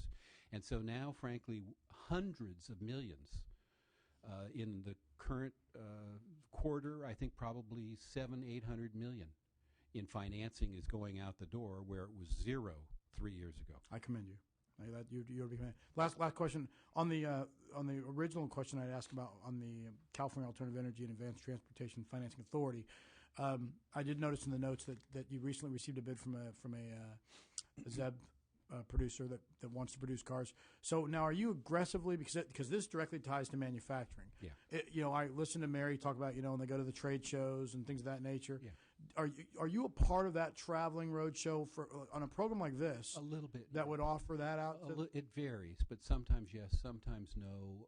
The law needs to get broadened. I mean, my frustration with it is for us not to be able to provide. The way this works essentially is we provide sales tax abatement on the manufacturing equipment that the business uses. So if you're Tesla or whatever, and you're gonna buy invest $100 million or $200 million in manufacturing equipment, saving 8 to 9% is a significant thing, and the process was too convoluted, and I think we fixed that. But it doesn't make any sense when we want to capture the solar industry in California, to be able to do the automobile but not to do solar energy. We had to fix the law because we couldn't do a geothermal project. You know, so anyhow, there's some constraints like that, and what I find is it's impossibly hard to convince policymakers that these are wise things to do. Some worry it impacts their agency and what they issue. Others, more typically in the legislature, well, gee, isn't there going to be a revenue loss associated with these? Or we don't want government picking and choosing winners and losers. Industrial policy of that sort, about which I generally agree, by the way. We're not particularly good at doing that. But one thing we can do is very disciplined sort of accounting. If it's not going to generate more benefits for the state than we spend, we shouldn't do it. And so that's what we ask is, you know, can we really see that the jobs and revenues and so on that result from this tax expenditure are greater than the amount we're spending? We're not going to do it. And so we can do that in a competent way, but the scope is too narrow. Should you have? You would talk about the regional offices. Just one last question. Yeah.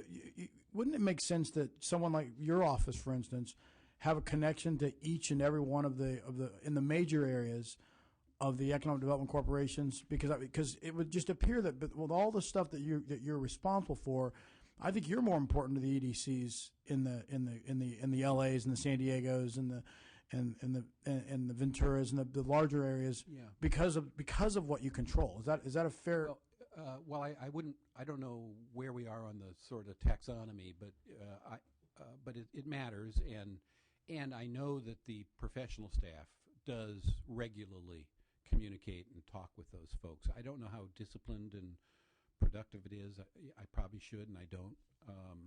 I see them at the annual convention and meeting of their group, or that sort of thing. When we tell them, "Hey, come on and see us," Yeah.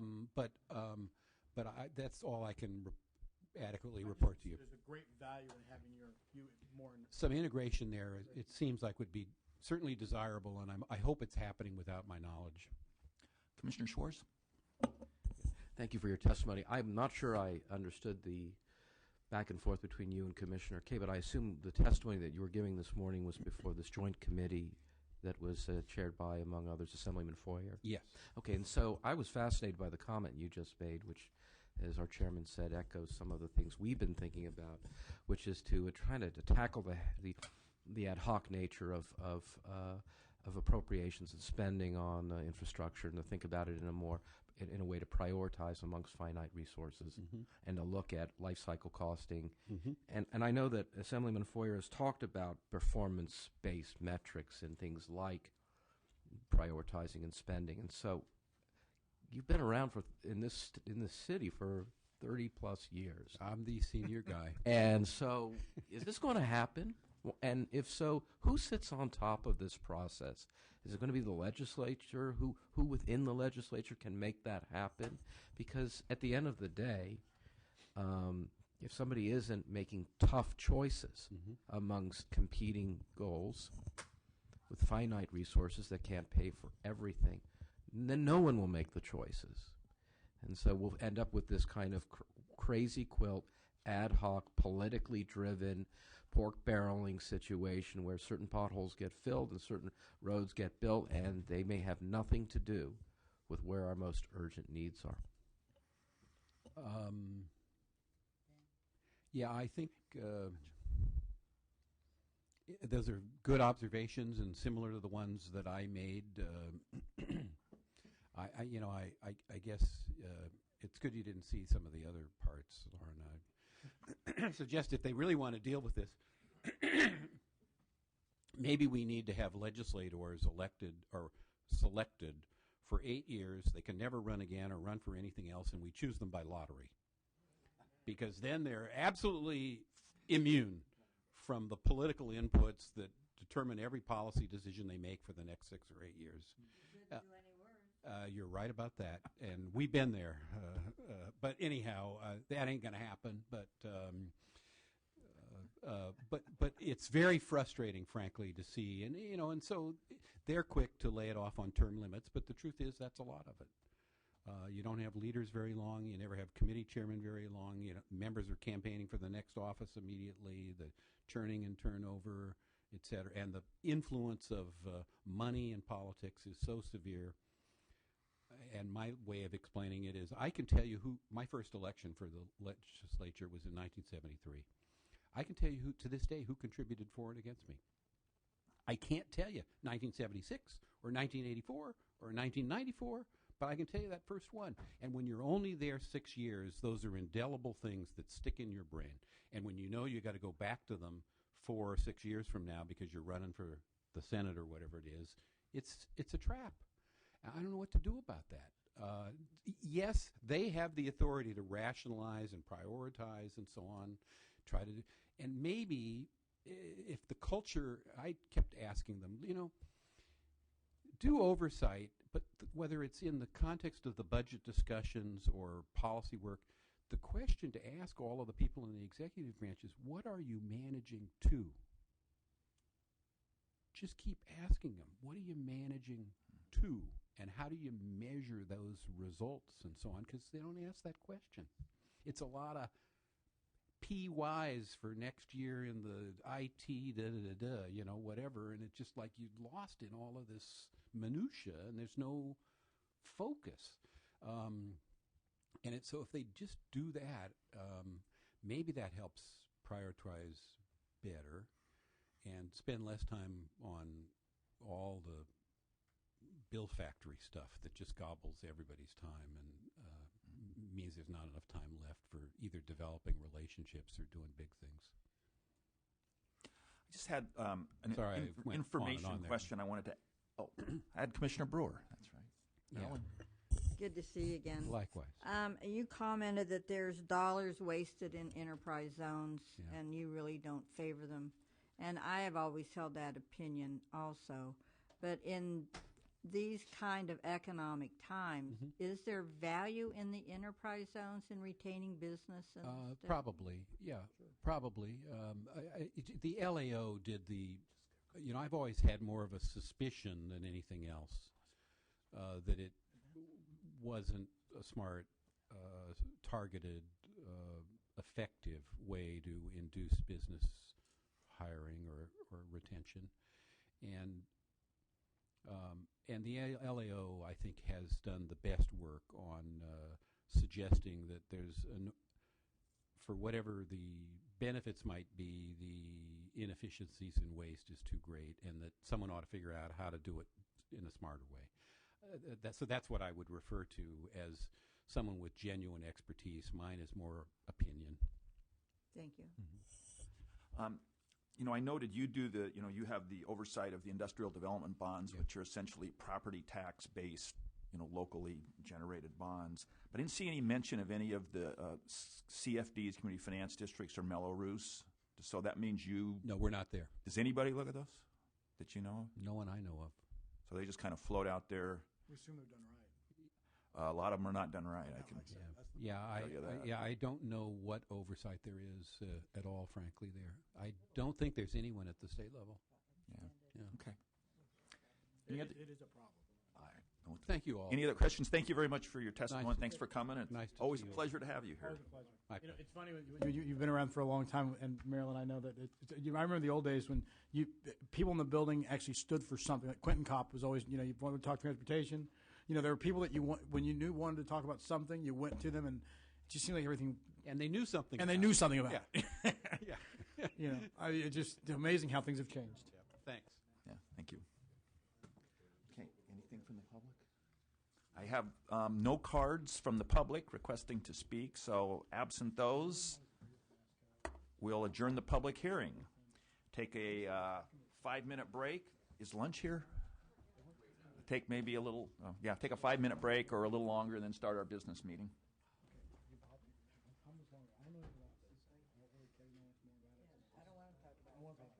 Talk to my staff. I've got a real electric cat. That's the thing. I can remember arguing with Vasco a couple times. He's yelling at me before he kicked me out of his office.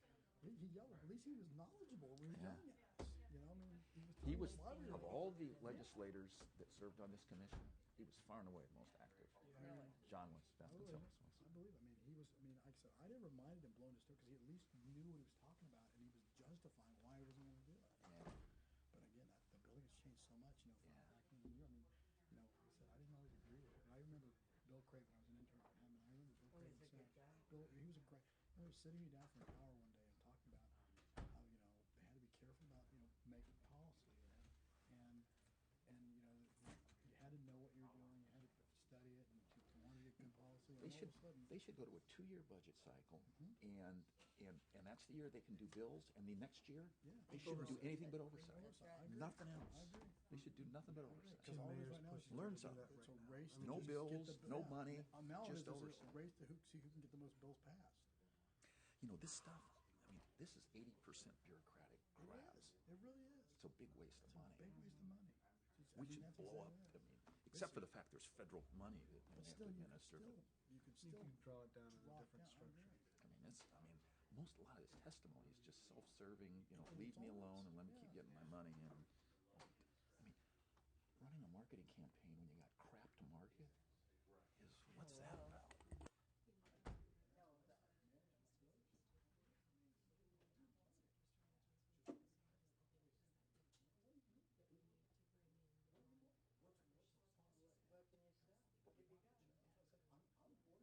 Well, how come I had to ask The those sunshine, questions and you guys the didn't? sunshine and the mountains. Well, I wait till last. Everything, pretty much everything I want to ask was already asked. I'm like, really? Yeah, that's what you try to tell me. I like the guy over here from Michigan or Ohio, whatever he was. Oh, from, well, he, you know, he's playing for just straight. Nobody else talks in color. Well,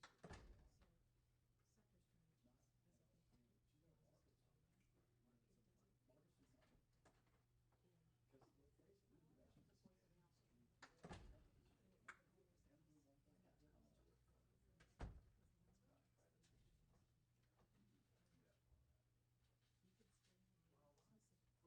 is not.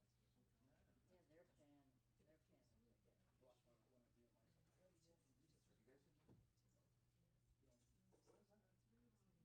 We just always looked at it and felt like, you know, it's just a marketing thing, and we don't have a good logo. Exactly. So that's what that's My my kid side. gave the speech I was giving. If you got a really good contract, you don't have to do that much marketing. Exactly. Well, he pretty much summarized my the remarks I didn't make. Who did, Bill? Yeah.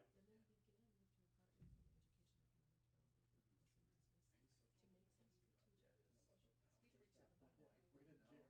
He just tells them. Because I was walking back when he was testifying in the committee, I'm walking through, and I hear, you know, I support the 2/3 tax increase. And I stopped, and Mark was just like, oh, everything. But does he support the 2/3 vote for both that and the budget? No, he did say budget. People are usually. But he was clear on the fact that The citizens support that. Yeah, all this stuff on the Constitution Convention is running around. You look at that number, it's like 60-something to 30%. Well, I think That's why they don't want. I think That's right, what they're gonna do. I think 2/3 vote does actually make sense for taxes. For the budget, I don't think it does. But the tax increases, I think it's a little. Taxes are a kind of a sacred source. You can be thrown into jail for not paying your taxes. We don't have debtor prison anymore. No.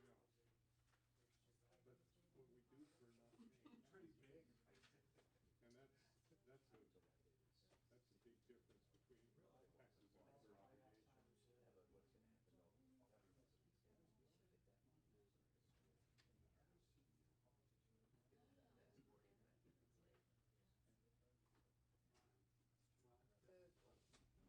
God help us. Absolutely. I agree with you too.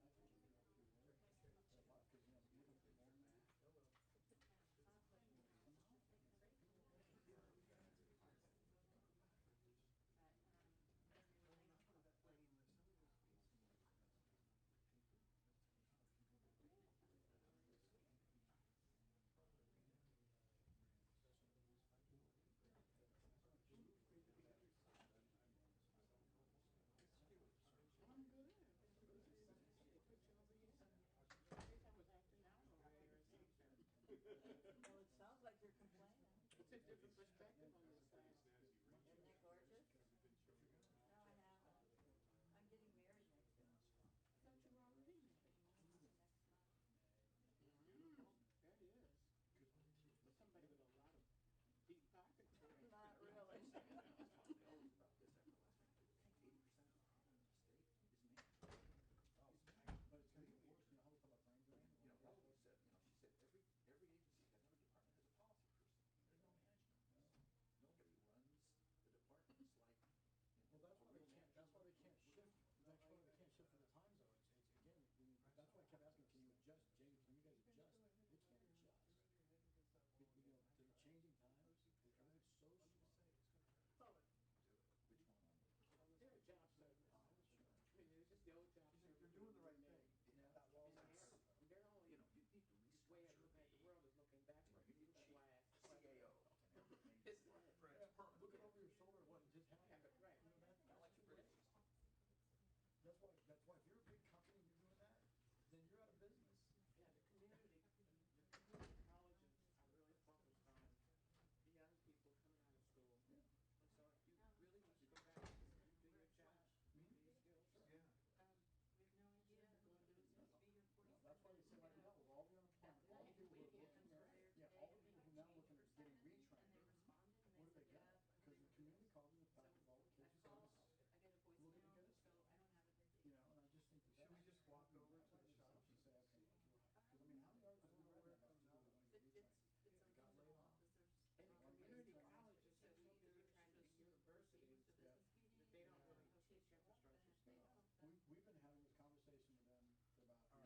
don't know what else to tell you. They've never just not shown up before, and they were due 45 minutes No matter ago. what, I'm always gonna have people that are There's still muffins very here. long. Yeah. We're covered. We'll have muffins. Everybody's sitting here waiting for lunch that may or may People not about show. electrons, we're all along. Okay, well, let's, And I'll always have thought that, they're too busy focused on the university models. Carol, could you put me down as on the on Lauren's subcommittee on economic development? I don't see You are. You are. I Or am. you're just not showing up on this sheet. Yeah. I apologize. Okay. That's okay. I thought I We was. consider you as part of the subcommittee. I thought so. Okay. Well, thank I you. think that they've all kind of settled in, they get their little round tables, and they're all thinking the same way, and no one wants to step I was really up. intrigued by that I meeting remember yesterday. they did a report and said, and we learned 70% of the nurses come from community colleges. And I said, that again, we didn't talk about, but that's a CIO. What else should be CIO? Because community colleges are like website, and if I could have a permanent red team where productivity, I mean, there's a bunch of stuff.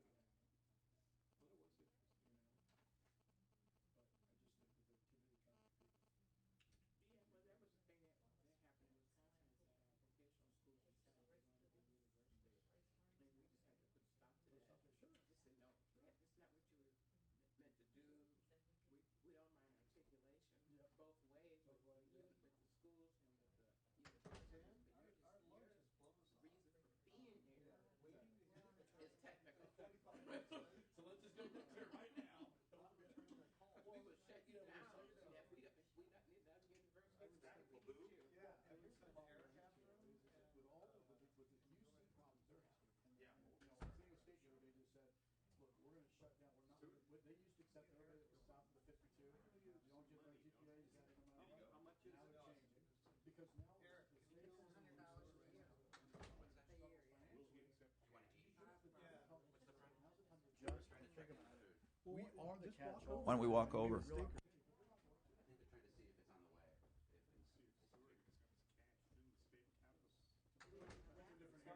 It's in the state campus. Different areas. No, it's not. So you got Marilyn, who's anti-president on one side. David, who's pro. On the other side of you, have you been working the votes? Is that what you've been doing? Yes. Like you normally do? I left a voice. You left a voice in the article in the Beast on Saturday. There isn't. But there's a manager there. On the movie tax credits. I was quoted. I'm here on Mr. Geller's account. Okay, please. But that's really it. Well, did you see the Wall Street Journal? No. Oh my God, I need to send it to you. It's about the Iowa tax credits, which is just like, Where is it? Is it their producers buying their Hummers in Des Moines You because could they're walk getting a tax into credit a for local that. zoo and God, say yeah. that I'll it send was you that. Only in Iowa. I'll send you that Wall Street Journal. Eric, do you pretend to be cranky? Okay, let's go ahead and get started on our business meeting. I'm going to turn. So we do have a quorum, and so we have minutes to adopt. Do I have a motion? So moved. And a second? Second. No objection? On order. Okay, we'll move on to item 2, which is schedule and project selection. Stuart, you want to lead us through that discussion on a couple of items? This is the second one. We have attached to, well, first of all, let's say that right now we plan to have a hearing in November on charter schools. That'll be the opening hearing on charter schools. And we expect to have a second hearing early next year on charter schools. Should the commission decide to go forward with a January hearing on water, and in your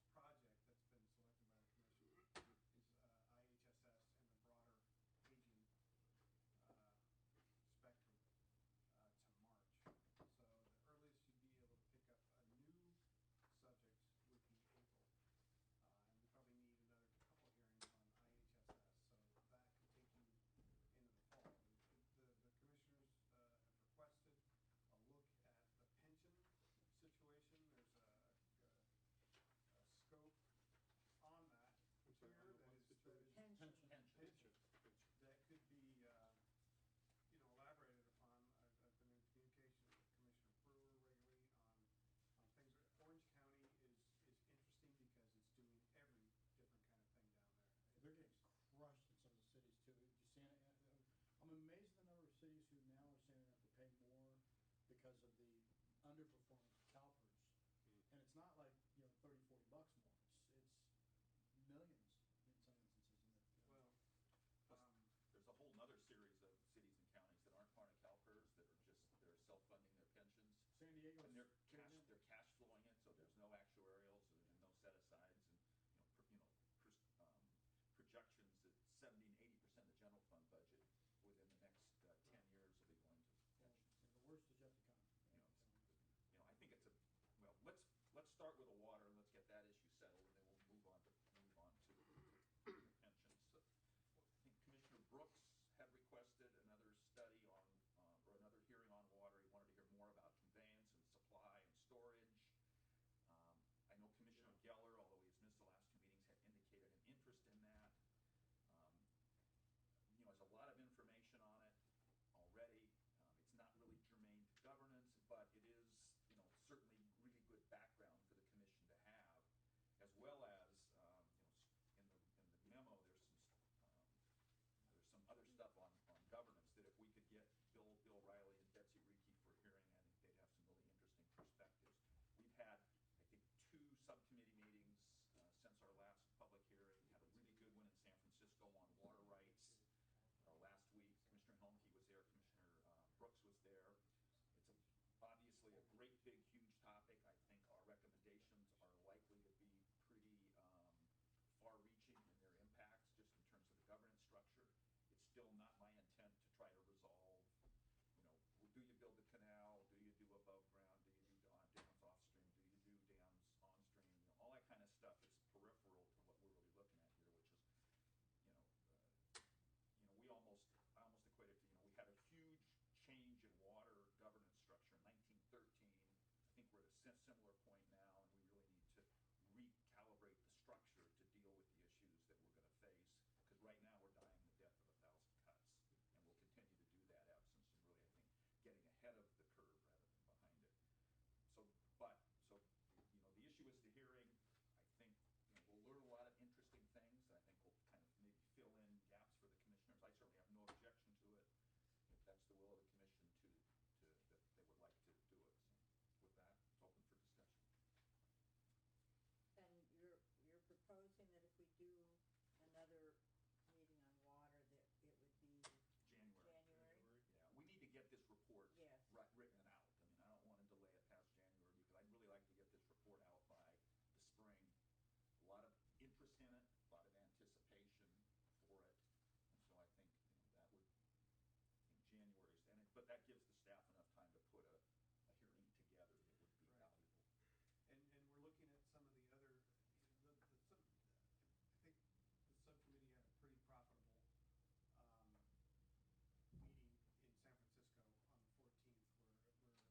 14th, where the commissioners were able to ask top experts about some of these water rights questions and where water rights should be. And I think now, I'm projecting, but I think the commissioners who were there had a good feel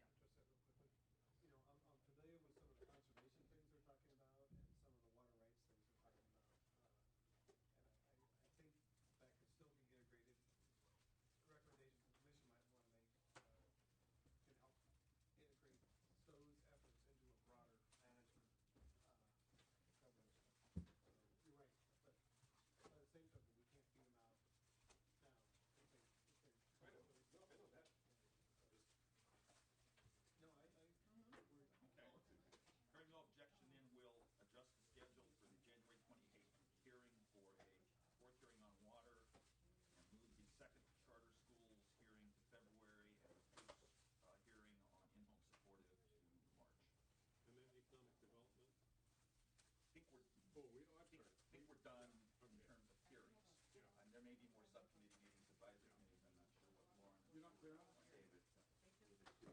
Oh, Eric, you guys are the best. That's fine. Best. I don't have it yet. You have to search. I really I can't even. How you doing?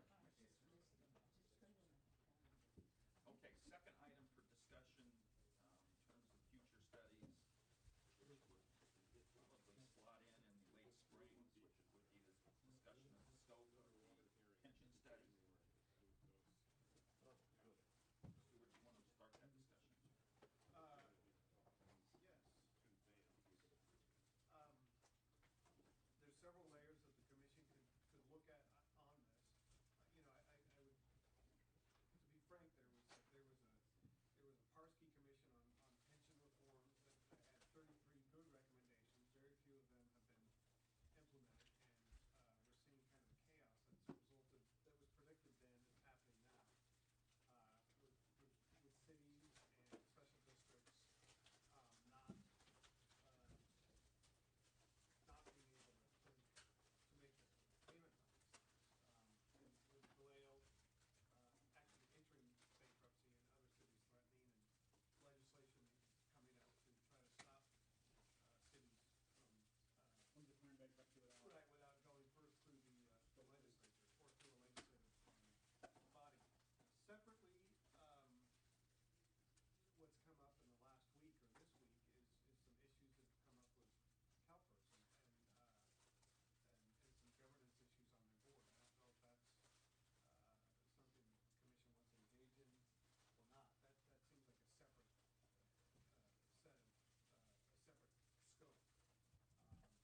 separate scope. But clearly, CalPERS is, well, the issues of the placement of payments and things like that. But there is going to be a separate investigation on that. Okay, I just want to get that on the table so you can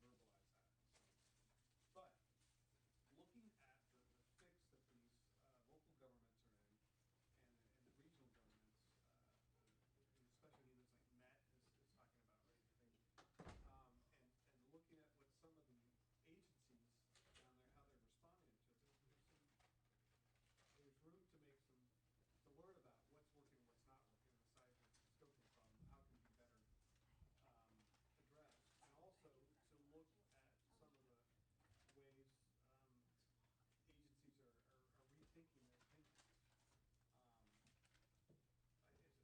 Is it Long Beach that they're splitting their system into two different kinds of Orange County as well. Everybody wants to go to if you're hired now, here's your system. If you get hired after tomorrow, there's your system. The Met pulled back, right, because there was so much angst from the member agencies that I think they've now dropped it. So. Yeah, they've shelved it permanently. I'm wondering on that whether, and I'm not an attorney, I don't know whether there's an equal protection issue. I know we've had it at the state level, we've had two-tier, but how do you avoid an equal protection issue? No, there are some cities that are doing it now. I think it's just because it's a vested right, whatever system you come in under. Yeah, but ever afterwards, you're working in the next desk to a guy who's getting a better system Just like for the same work. You're absolutely right. Maybe like well, it's conceivably but you entered into the contract, you entered into the employment with my eyes No. open. That's true. That's probably it. And that's the way the civil service works right now for state employees. Okay. Because the civil service, they've had their benefits moved around all different kinds of ways. So, there's also a benefit to perhaps coming up with several standards that you could recommend that CalPERS adopts if they're administrating local pension funds that can give cities or counties or regional agencies some sort of backstop to say, well, listen, if we give you that, we would